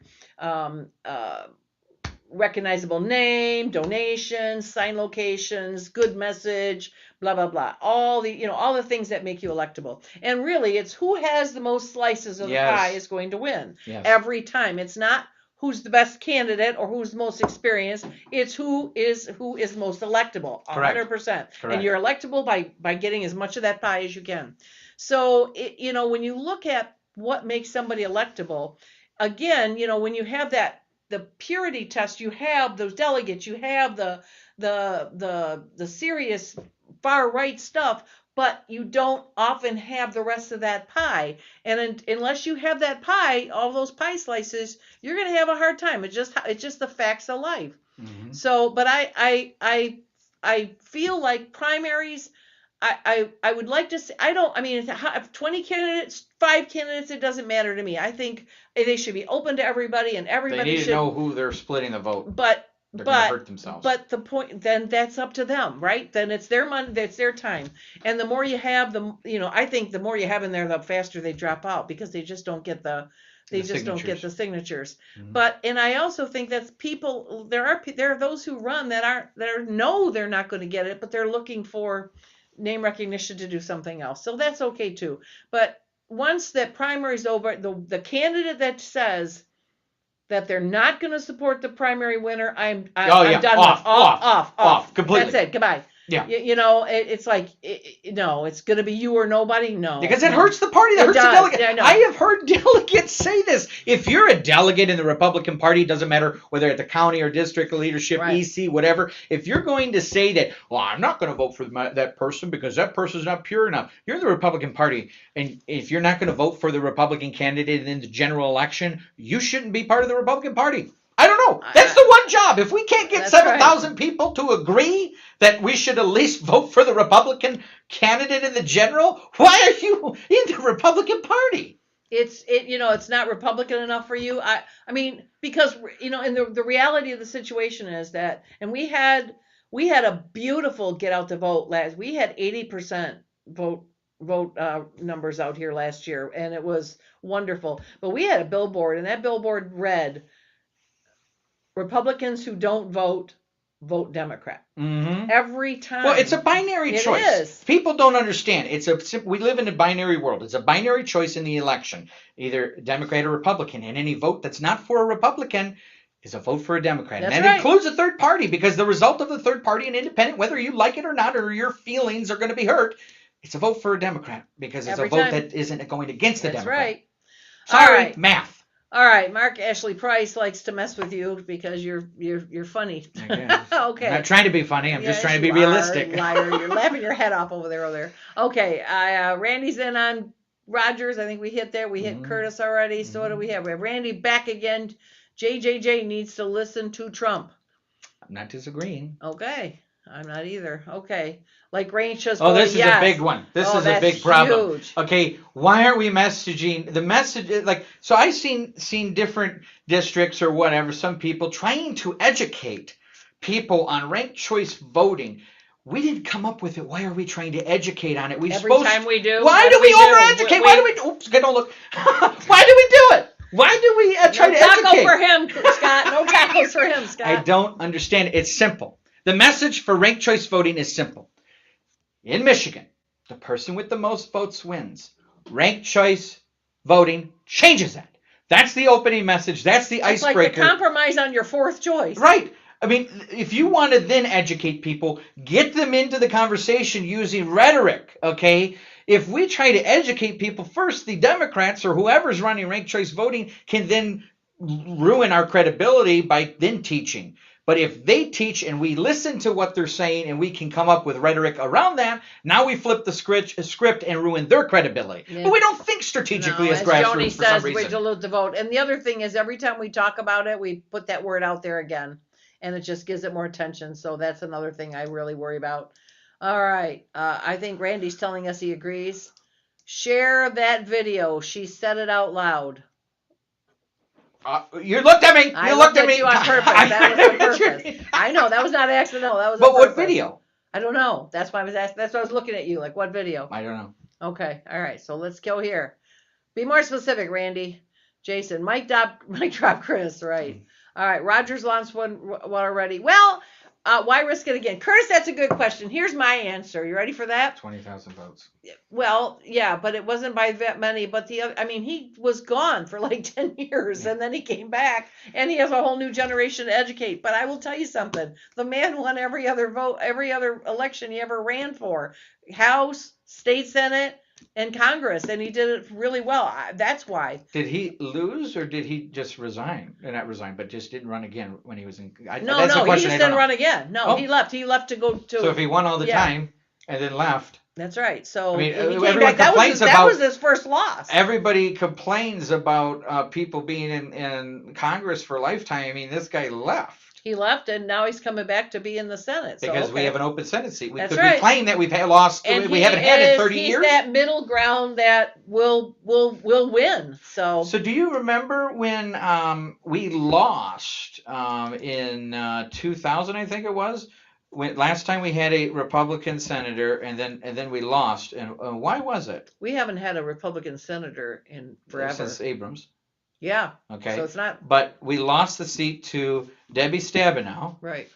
Because somebody, I'm not going to say who it is, and don't say who the name is, but anybody who's a historian will know, because somebody decided to run third party. That was part of the Republican Party, broke away, ran third party, screwed it up, and now we dealt with. Who ran third party back? I'll tell you afterwards. It's 2000. You can say it now. I don't want to say it. The statute of limitations is expired. I don't want to say it. I don't want to throw him under the bus. Well, she ran against Dick Chrysler. Yep, but there was a Dick third Chrysler party was a candidate. Republican. I don't remember that. Okay, I don't remember that, but that's not to say it didn't happen. We can't do the same mistakes. We can't No. do that again, because that ended up with 25 years of Debbie Stabenow, and only now. So we ruined it with Slotkin. We'll have for 30 years. Yep, and I suspect we're going to have another issue with some of these gubernatorial candidates, and I hope to God they don't. I've already had a serious talk with one of them. Do not drop and run as an independent, or if they lose the primary, then they run as an independent. All that'll do is dilute the Republican vote. And you know what? I've always said I treat all candidates, but the one who does that is no longer welcome in Livingston County. Not under my watch. If you're going to do that to the Republicans, We need to have standards for delegates We do. also. Okay. I wish the unserious candidates would just start a podcast instead of hijacking our primaries. We are treating these gubernatorial debates like open night I mic. don't know. I know that, but you know what? I know I'm an unpopular one there. I have always said give them all the same mic. If they're running, they're running. If they don't get their signatures in, they don't get their signatures in. I mean, we're going to find out because they're going to. When's the deadline for signatures? Isn't that April? April. All right. After April, then it doesn't matter. So just let them have their thing. I feel like we should never, you said it earlier, the Michigan Republican Party, our party, we don't pick candidates. Correct. And I don't feel like. And if we did, we would still get complaints. But yeah, that's true. Why didn't you pick me? Well, it's okay. I'm okay with you picking them as long as you pick me. As long as you don't pick that guy. So yeah, that's. At the end of the day, the party, it's we the people decide in the primary, and if your candidate didn't get through, we the people said no. Yeah. You didn't influence enough. Curtis seems to think that Rogers lost because he didn't get the independent vote. No, I think Rogers lost because he didn't get the Republican vote. Ask I know what my comments have been, so I think he's going to win this year. I just think he's going to. But as far as letting it go, I feel like anytime you tell a candidate, well, they haven't met the threshold of some sort to be a candidate. I think what you're telling them is. We start picking winners and losers that way. I feel like that's a mistake. Is that like when I said at the future gubernatorial rates we need to have a fundraising? Yeah, I think we do. I respect your opinion. I don't think so. I feel like if you haven't raised $1 million after the first of the year or in February next year for gubernatorial race, I don't know how you could, because you can't win elections You're right, without money. but I don't think that's our call. I think they're not going to win. Then they can continue to knock on their doors, and they can continue to try to do what they're going to do, and they can continue to fail and not get their signatures or not get their money. That's true, but that's not. I don't feel like that's our call. I respect anybody's difference of opinion, but that's not my call. One so far that we don't agree on. No, not at all. I feel like anybody comes to my events, they get a mic. They get the same mic. That's it. Come April, we'll know. We'll know who's still in the race, and after that, there it is. One of our gubernatorial said she wouldn't vote for the others if she lost. You don't need to tell us who that was. She. You said the word she. How many of she's are there? So all right, yes, we know that, and you're right. I can't do that. I feel like that's just wrong. Russ Jennings, hello. Whoops, I missed Russ. There we go. Russ, hello, welcome Russ. back. We haven't seen you in a while. Here's Curtis Clark, run, Curtis, run. Okay. I just may run for office. Why not, Curtis? We'll give you a microphone too. Run for governor. Everybody's running for governor. Okay, let's just do it. We have 6. What's 7? Why Let's not? go. Why Come not? on. Why not? Have fun. Standards for delegates and not. PD Boer? Oh. What does PD Boer mean? Precinct Delegate Bill of Rights. Oh. Gosh, she brought it up. Should we talk about that? Who's she? Or he, sorry. Who's he? Jason brought up Precinct Delegate Bill of Rights, PDBOR. I thought somebody else did. Okay. No, we don't need to turn the MRP into a kangaroo court. Our only job is to raise money and get Republicans elected. So, Jason, are you saying that we should not? We should have standards for delegates and not a precinct delegate bill of rights. And so, for the viewers that don't know, one of the things that the policy committee. All right. Well, tangent. So the state committee has a policy committee, and they've spent since May 1st focusing on this idea of precinct delegate bill of rights. And when I first heard about it as being an ex officio member, I went on the May 1st meeting, and I said this, and I read it, and I said this is not a delegate bill of rights. This is a delegate bill of immunities. And it focused on, delegates can't be removed by their county parties. Basically, it's setting a standard for all counties to all use the same rules that their thing. They can't remove. It came out because what happened in Kalamazoo and what happened in Hillsdale, and 6 months later, they've come up with this new Bill of Rights that changes the state bylaws so that there's an oversight committee, one person from each district that will be represented in this oversight committee to say, if say you kick out somebody, that person can appeal to state committee to this oversight and say, you didn't do it right, or yes, you did it right. And it's 13 people not from your local area. At the end of the day, we are all the counties are private political entities, and they can be managed by their own bylaws. Agreed. We've proven that. The grassroots technically proved that in Kalamazoo in the court case, that they said that they Kalamazoo could have their own bylaws and it could stand. And yet we're trying to take control and act as every single county is a subsidy of the main thing. And that's just not the case. The local parties are your local control, your safeguards for the state party. I am totally against it. I'm not going to vote for it on state committee on December 6th or any time it pops up. I refuse to, because the grassroots really hate me for saying this, because they've been misled to believe that the party needs this thing, and they want to also bring up the Hillsdale in there. They put in that the county parties all across the state will use the same allocation amount for delegates, where the county party cannot adjust, the county chair cannot adjust the allocation amount for the amount of delegates. They want to standardize it because they want to just have it all open, and they claim that the chairs are manipulating the vote and bringing it down to prevent people from getting in. It's what happened in Hillsdale. It's a controversy. It's ridiculous. At the end of the day, the county parties need to protect themselves and have their own bylaws. Okay, they protect us from those infiltrators getting into the state party. And then for my example, I'm against it because in our county we remove, and I hate bringing up Goshen again, and they're going to be like, Goshen again, but it matters. We removed 13 elected officials, not from the party, but from their elected office that have been on office for 20 years. Pillars of the community. We've done that here too. And they could take revenge. One of the people who were always going to the RNC, that's how popular this person was that we removed. The RNC committee woman, or not committee woman, but they would go to the RNC convention. Was always elected for our district. But anyway, pillars of the community, we removed them. They could seek, 2026 is the first time they could seek vengeance out on the party and take revenge and recruit a bunch of them and their friends to take over the party. These people sold out our community to the Chinese Communist Party with Goshen and went against the will of their constituents. You think they should be delegates? No, we're not going to allow it. We're going to kick them out. Sorry. And then what would happen is if they went and appealed to state committee would say, you're not allowed to do that, blah, blah, blah, or decide, yes, they can be kicked out. I don't need to ask state committee what we can or cannot do in our own party. We're each a private political entity. We're governed by our bylaws. The things that the state party can do is when we're doing things like conventions for state convention, for the county conventions that elect people to go to the state convention. That's the extent of state committees' control. For a party that believes in less government and local more control. more local control, this should not be an argument. It is. That is what we're focusing on for some reason. That's what a large portion of the grassroots are focusing on right now. Instead of strengthening our party and standards, we're creating things. We need to create a delegate education. Yes, that's true. Before we do rights. Yes, I agree with you. John Smith, thanks for the discussions. You're welcome. Randy, thank you for voting no on that. Yes, that's exactly true. What else have we got here?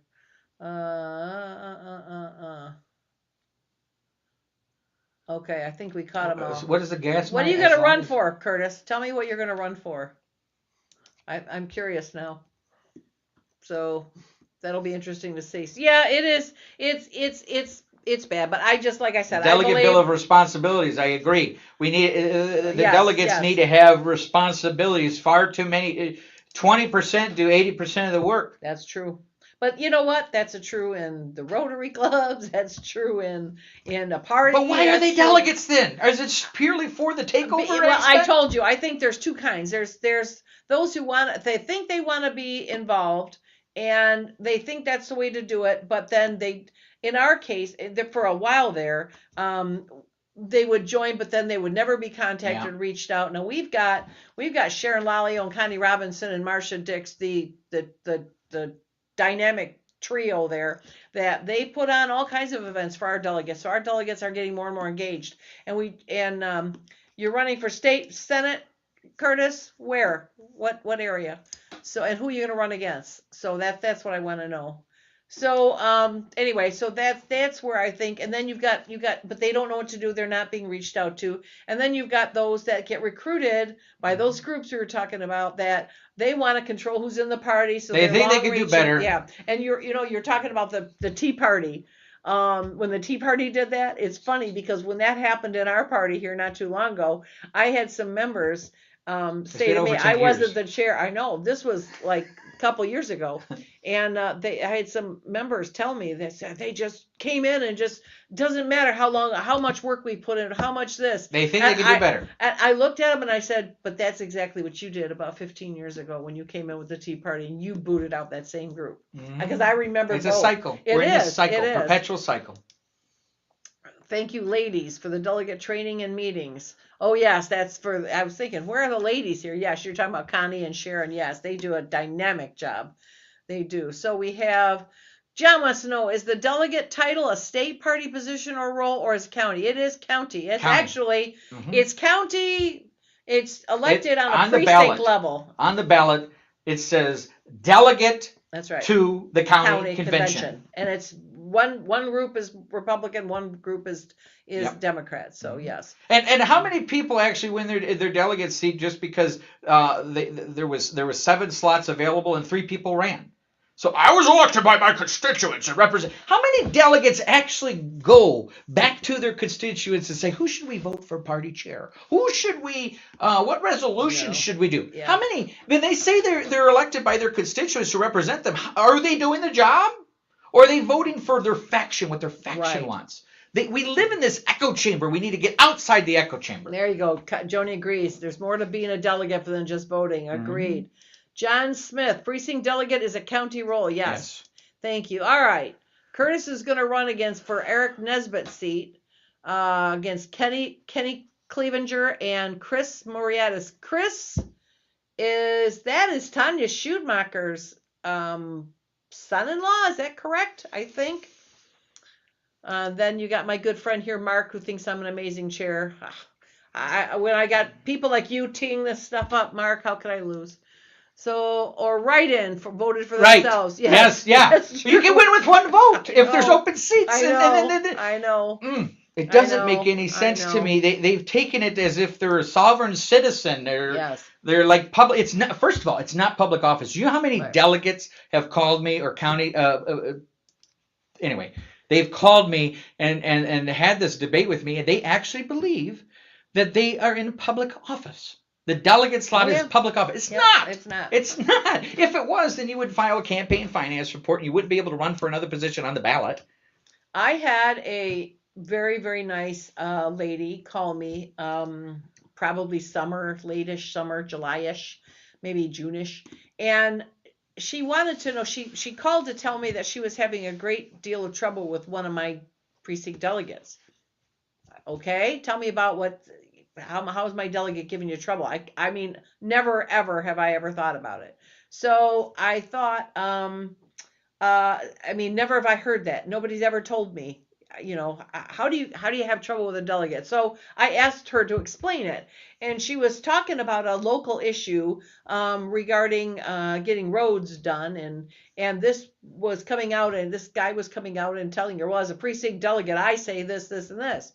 And I said, well, you need to know that a precinct delegate's role is to vote in 2 meetings a year, possibly more, but that's it. They're supposed to represent get the issues to the county. But they have no authority anywhere except as a voter on 2 private meetings. That's it. Mm-hmm. So, you know, this is not like he was. Well, the precinct delegate Bill of Rights overrules that whole thing. What? They're the ones that pick the EC members and choose how many EC members. I know, but they're choosing how many are on there and whether or not you have statutory members. Yeah. This is the crazy thing. No. So there's a lot. All right, everybody watching this, that's a hell no. So they want to. They already get to pick up the. You know, pick the voted. They get to vote in half the EC. They want to choose how big the EC is and who is on it, whether or not it's statutory. And so there's some logic behind why there's statutory members in there to begin with. Yes. Okay, because the precinct delegates are elected by their local precinct. The people who are statutory members are elected by their entire county. It's not the township officials. It is the county officials, the sheriff, all those things. And they are elected by the most amount of people. At least part of the county. Well, yeah. They're elected by more people than the precinct delegates, so they should be more vetted. And if they are rhinos and they end up there, then you didn't do your job as a precinct delegate to make sure that people are educated. Randy, I agree with you. They're recruiting minions, not delegates. For instance, just thinking about it, that's all. Okay, well, you know what? I'd be interested to hear what you think. What about running for state rep rather than jump right into the Senate? We need a candidate for CD3. Are you in CD3? Run for CD3. What's CD3? Congressional District 3. You don't have anybody there? I'm not allowed to pick anybody. If I pick somebody, it would go against the bylaws. I didn't know I meant you don't have somebody to run. That I know of. Okay. And if we do, I apologize. I haven't heard. We the people duly elected. Oh my God.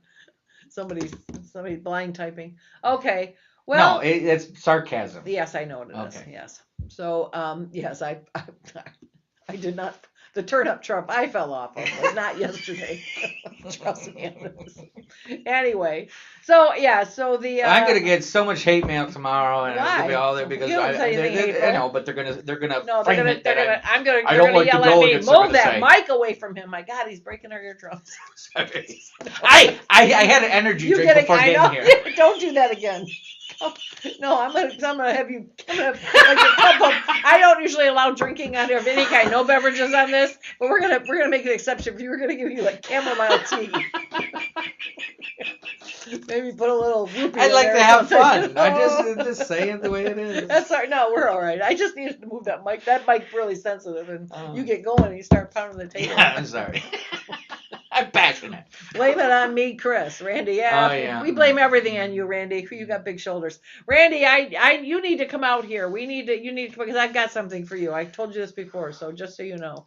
So anyway, all right. Well, you have anything more you want to share with us? Okay. More swag. Yeah. More swag. So I constantly hear people talking. They use buzzwords, okay? Everybody claims to be a conservative, and I'm not disagreeing, okay? But we have, since the Ron Paul Tea Party days, the word conservatism and conservative has been simplified down to fiscal responsibility. That's it. Everyone thinks, I'm a conservative. It means fiscal conservatism.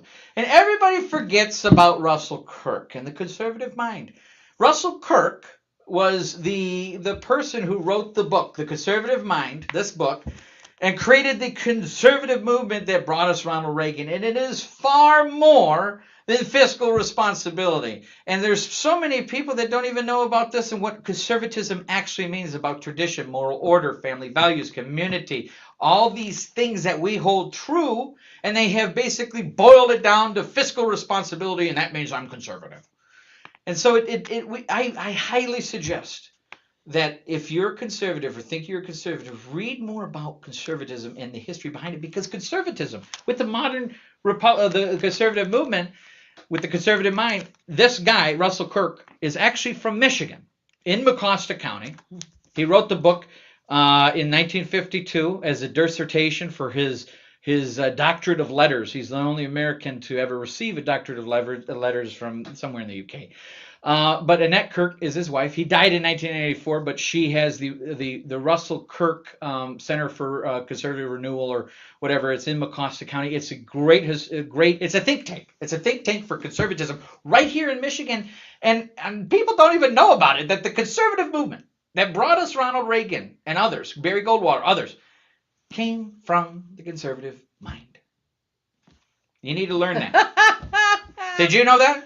No, it's true. No. I mean, but everybody says they're conservative. Is conservative just fiscal responsibility? No. Okay. No. But how many people say that it is? How many think that it is? Well, if you're conservative, and I think it's part of the equation. If you have fiscal responsibility, but then you're light on the other stuff, well, how did we define that? I already said that. Here we are. There we go, that Bill Purple thing. You're generally fiscally responsible, but, not so much the other stuff. Okay, that's where we go. Sorry. The next book that everybody should read is... Oh, wait a minute. We got comments here. Oh. Just lighten up there, mister. Whose show is this? Yours or mine? Mine. The two of you are very funny. You're just louder than me. And I'm going to tell you something. That doesn't happen often. Joni, my very good friend Joni, I'm looking here. Joni knows me. How many people are ever louder than me? I'm having a great time. This is awesome. I've never been to the Livingston County headquarters in this podcast. What? Livingston County headquarters. Easy for you to say.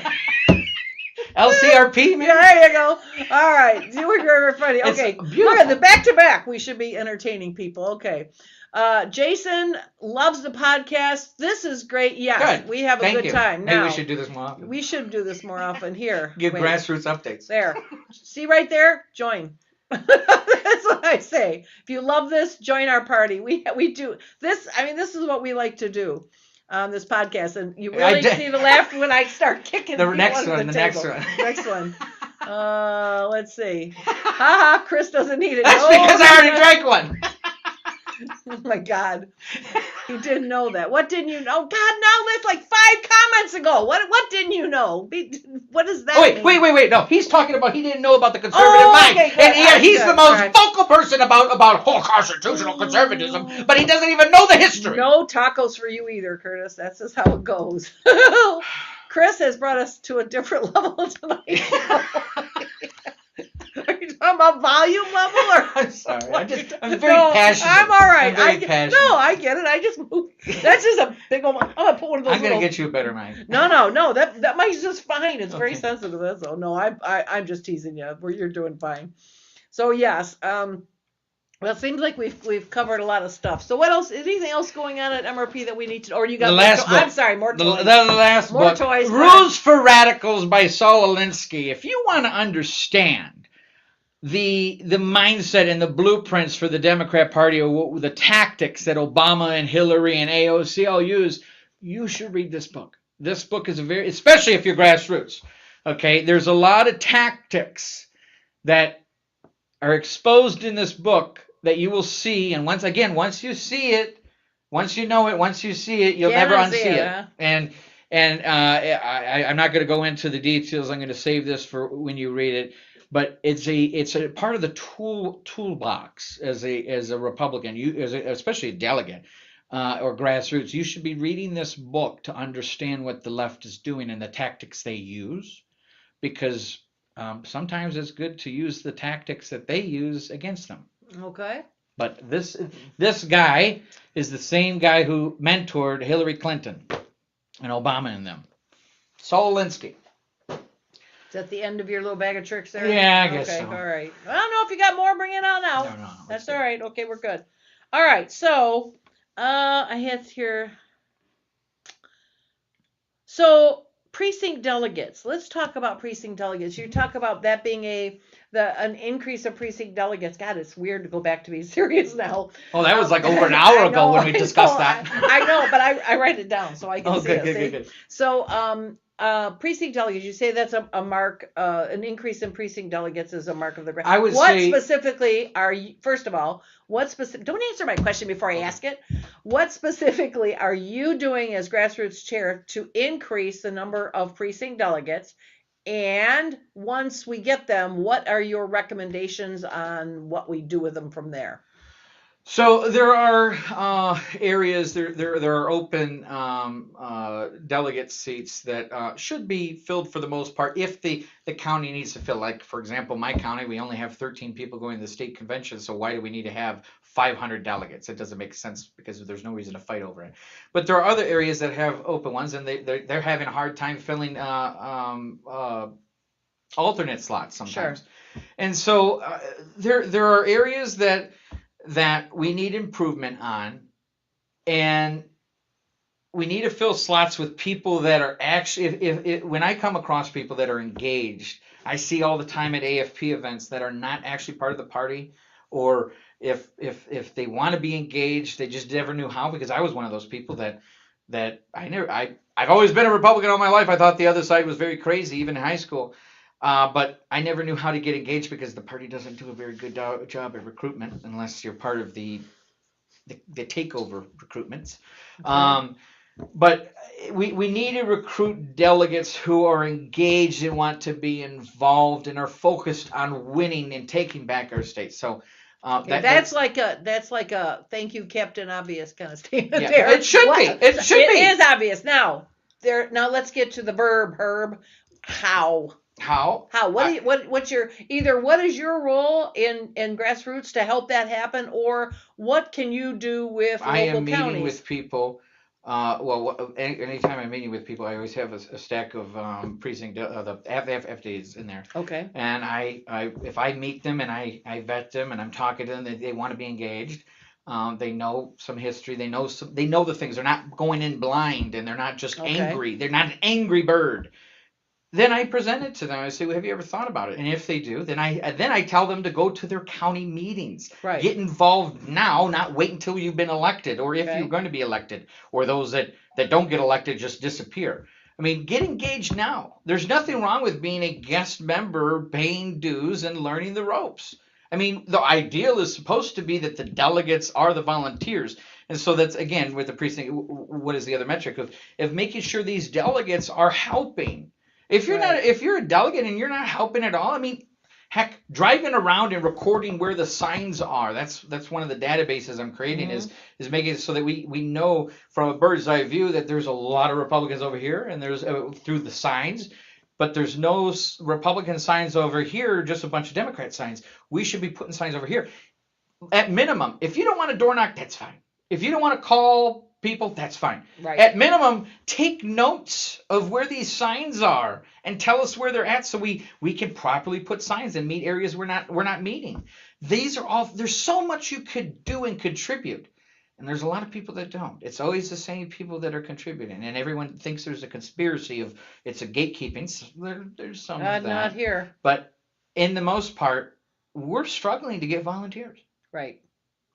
And that's. I mean, I guess in their defense, if you need a defense, I think I said earlier, the Rotaries, the Kiwanis, the JCs, it's all the same thing. It's the same 20% that does. If you think about it, there's. Let's make it 30%. Okay. That's the metric. If 30% are doing 70% of the work we're doing, we're improving. Businesses are always saying that 80% of their business comes from 20% of their customers. So that 80-20 rule is pretty applicable everywhere. I know that our group is our 20%. I don't know if it's 20% or not, but it is growing. We've got such a good group, and I could not love my volunteers more. Russ makes a very good. It's not the main thing I'm doing. I'm not. No, of course not. Solely focused on it. But when I'm looking for volunteers.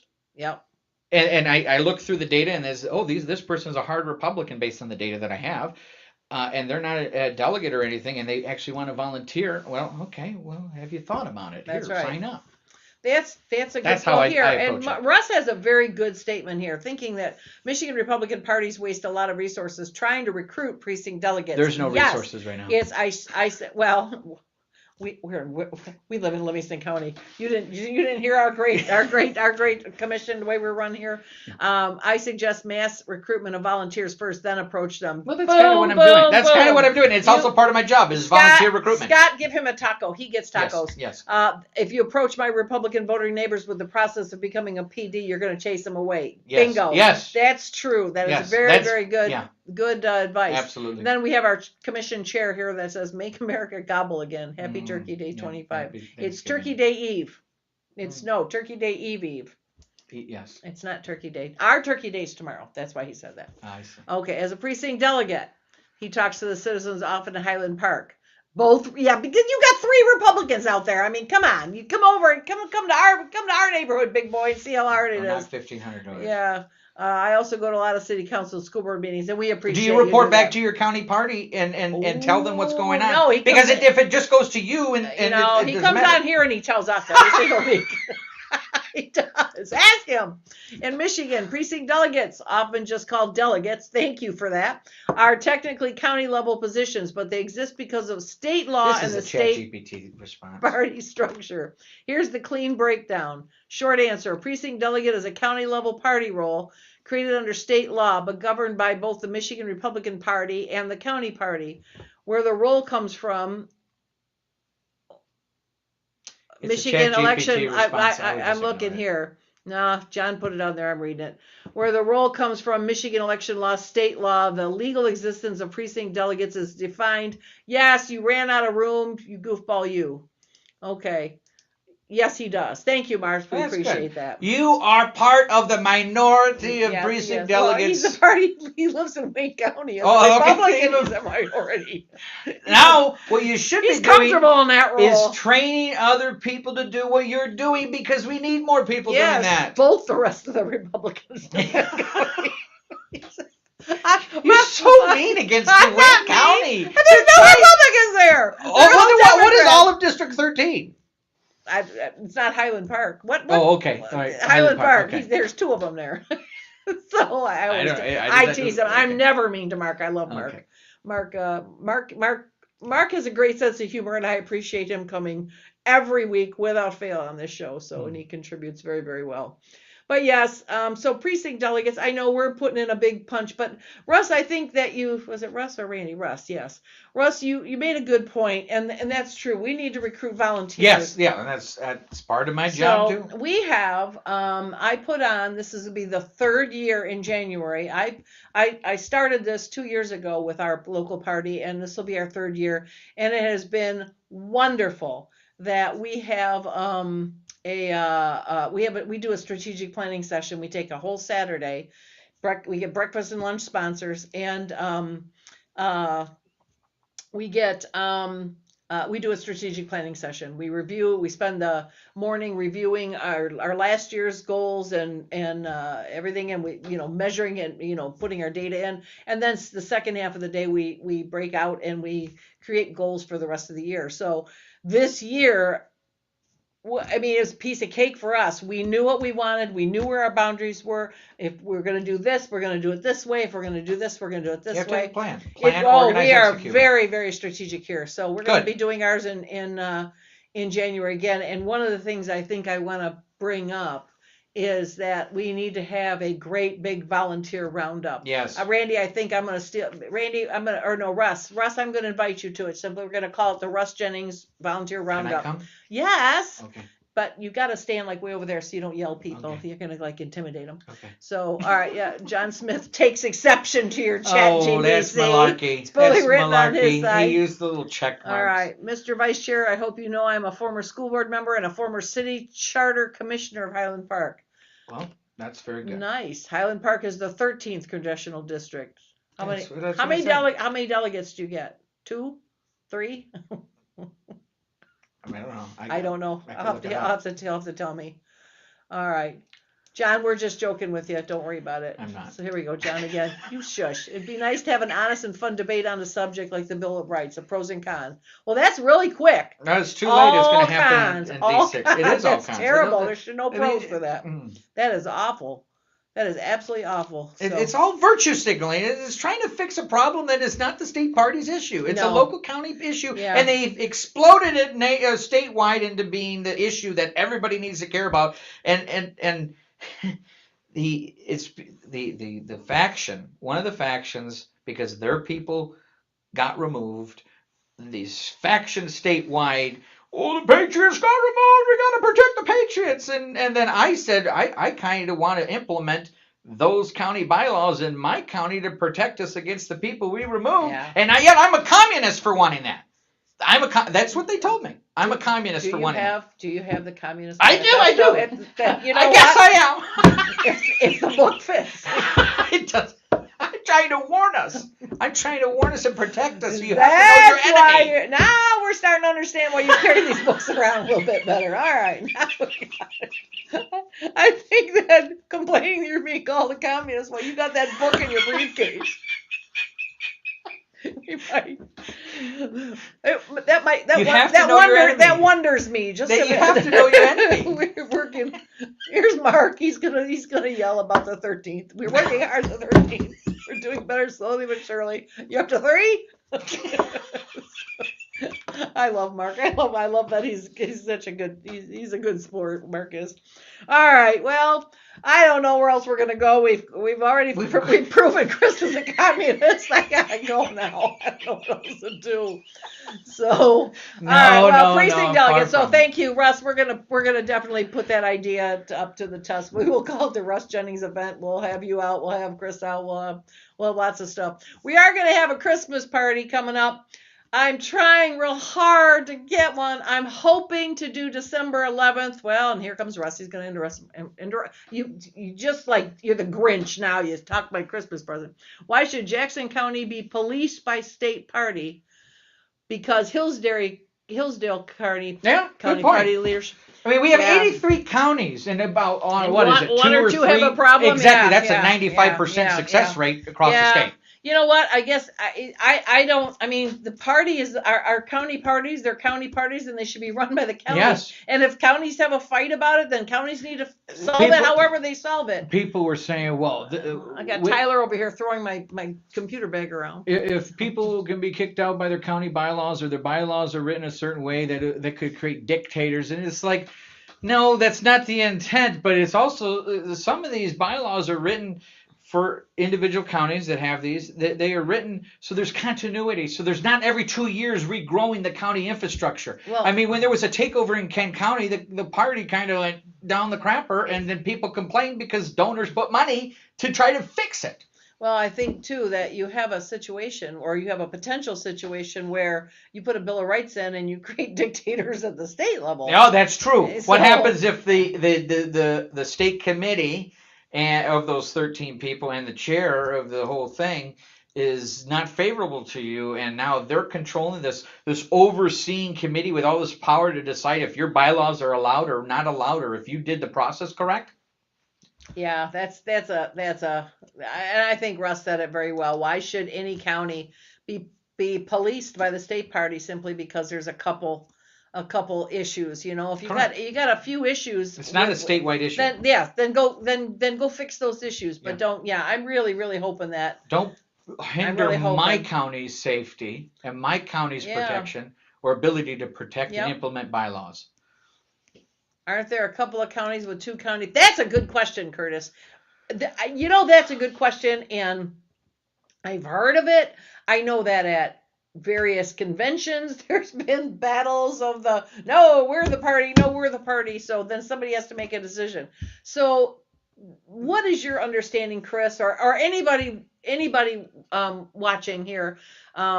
What is your understanding about counties that have 2 county parties? I don't get it. At the end of the day, people are right. We are the Titanic, and people are arguing over controlling the ship, the steering wheel, after we've hit the iceberg. Or we're rearranging the deck chairs as the ship is going down. I just want to know about it. That's all. I don't want anybody to rearrange anything. I just want to know about That's it. what this is all about, is because in Kalamazoo, I think there at one time there was basically two parties, and in Hillsdale there was two parties. Wasn't there in or trying to Didn't be. the same thing happen Macomb. out in Macomb? Yeah, that's what I remember. Yeah.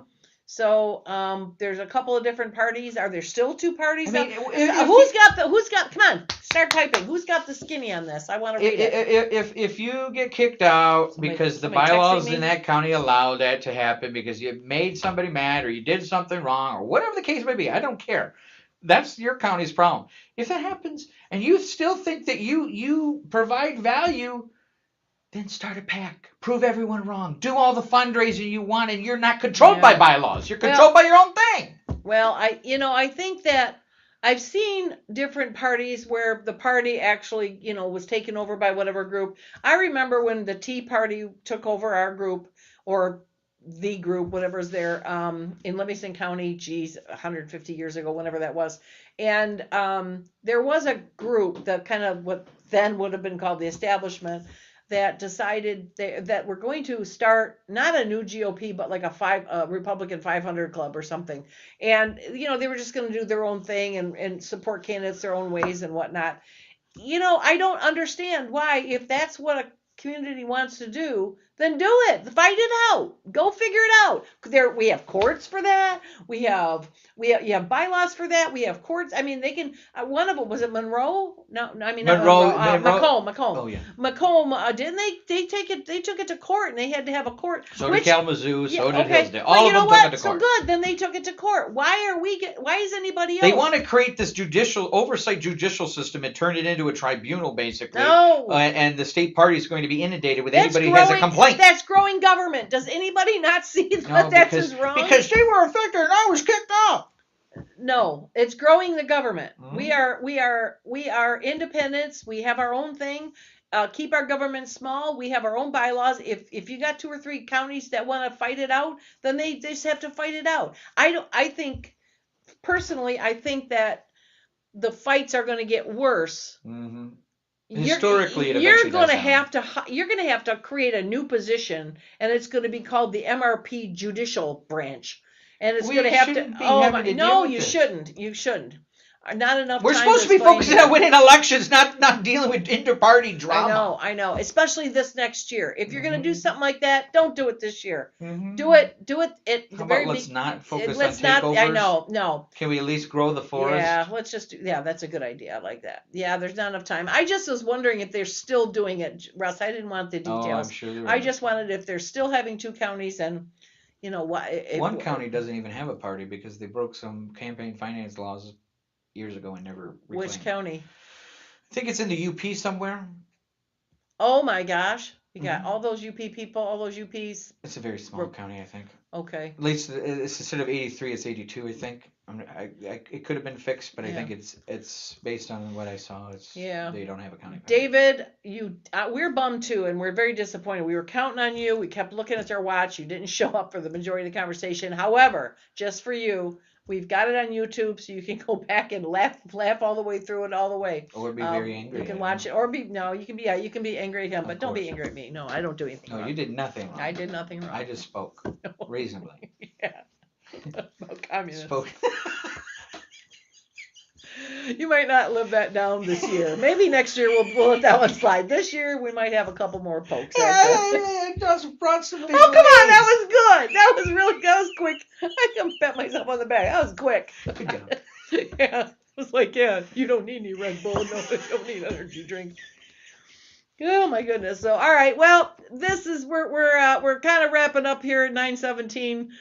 Tyler's over there falling asleep at my computer. So this has been a long episode. I know it's been a long. Yeah. Well, it's not been the episode. It's long. It's been the second guest. It's been long.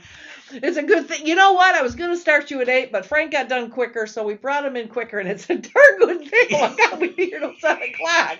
Everybody else be signing off because they're going to bed. How long? So what time did I get on? At 7. You came on at 7:41ish. Yeah, something like that. Yeah. Almost an hour and a half. I know. That's a long time. So, all right, off with you now. All right, so we are wrapping up now. I will talk about my Christmas program I'm hoping for December 11-ish, but I'm looking for a place.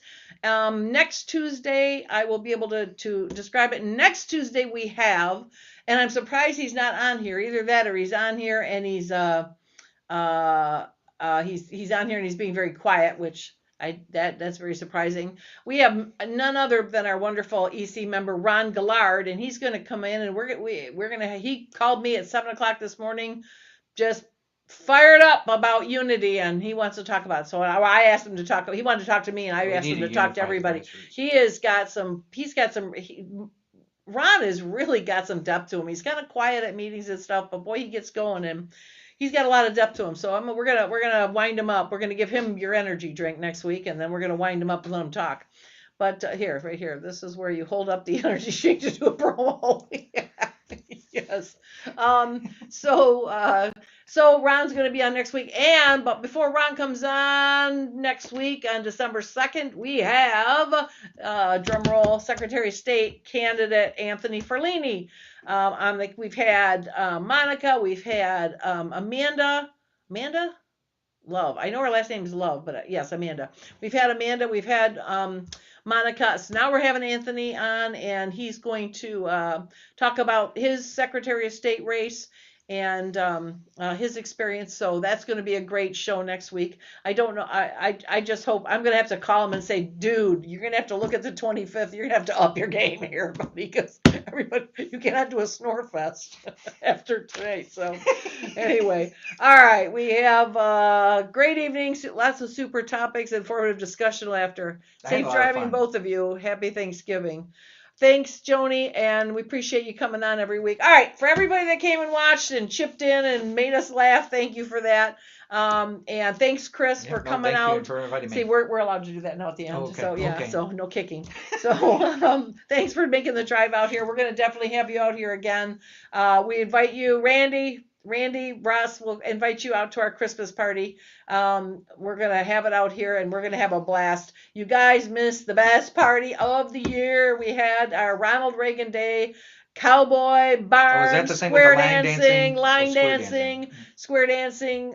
It was absolutely the best thing, and I can't say anything yet because I'm still ironing it out, but we're going to have right now I'm in the process of negotiating for a couple of equally as cool things next year. So stick around. Livingston County, right down here. If you're watching this, have a fun down right there. There's your ticker tape right there. Make sure you join. Make sure you sign up and join. You will be really glad you did. Mark, happy Thanksgiving to you and the rest of your very, very small party out there in Wayne County. Everybody have a good night. We'll see you next week.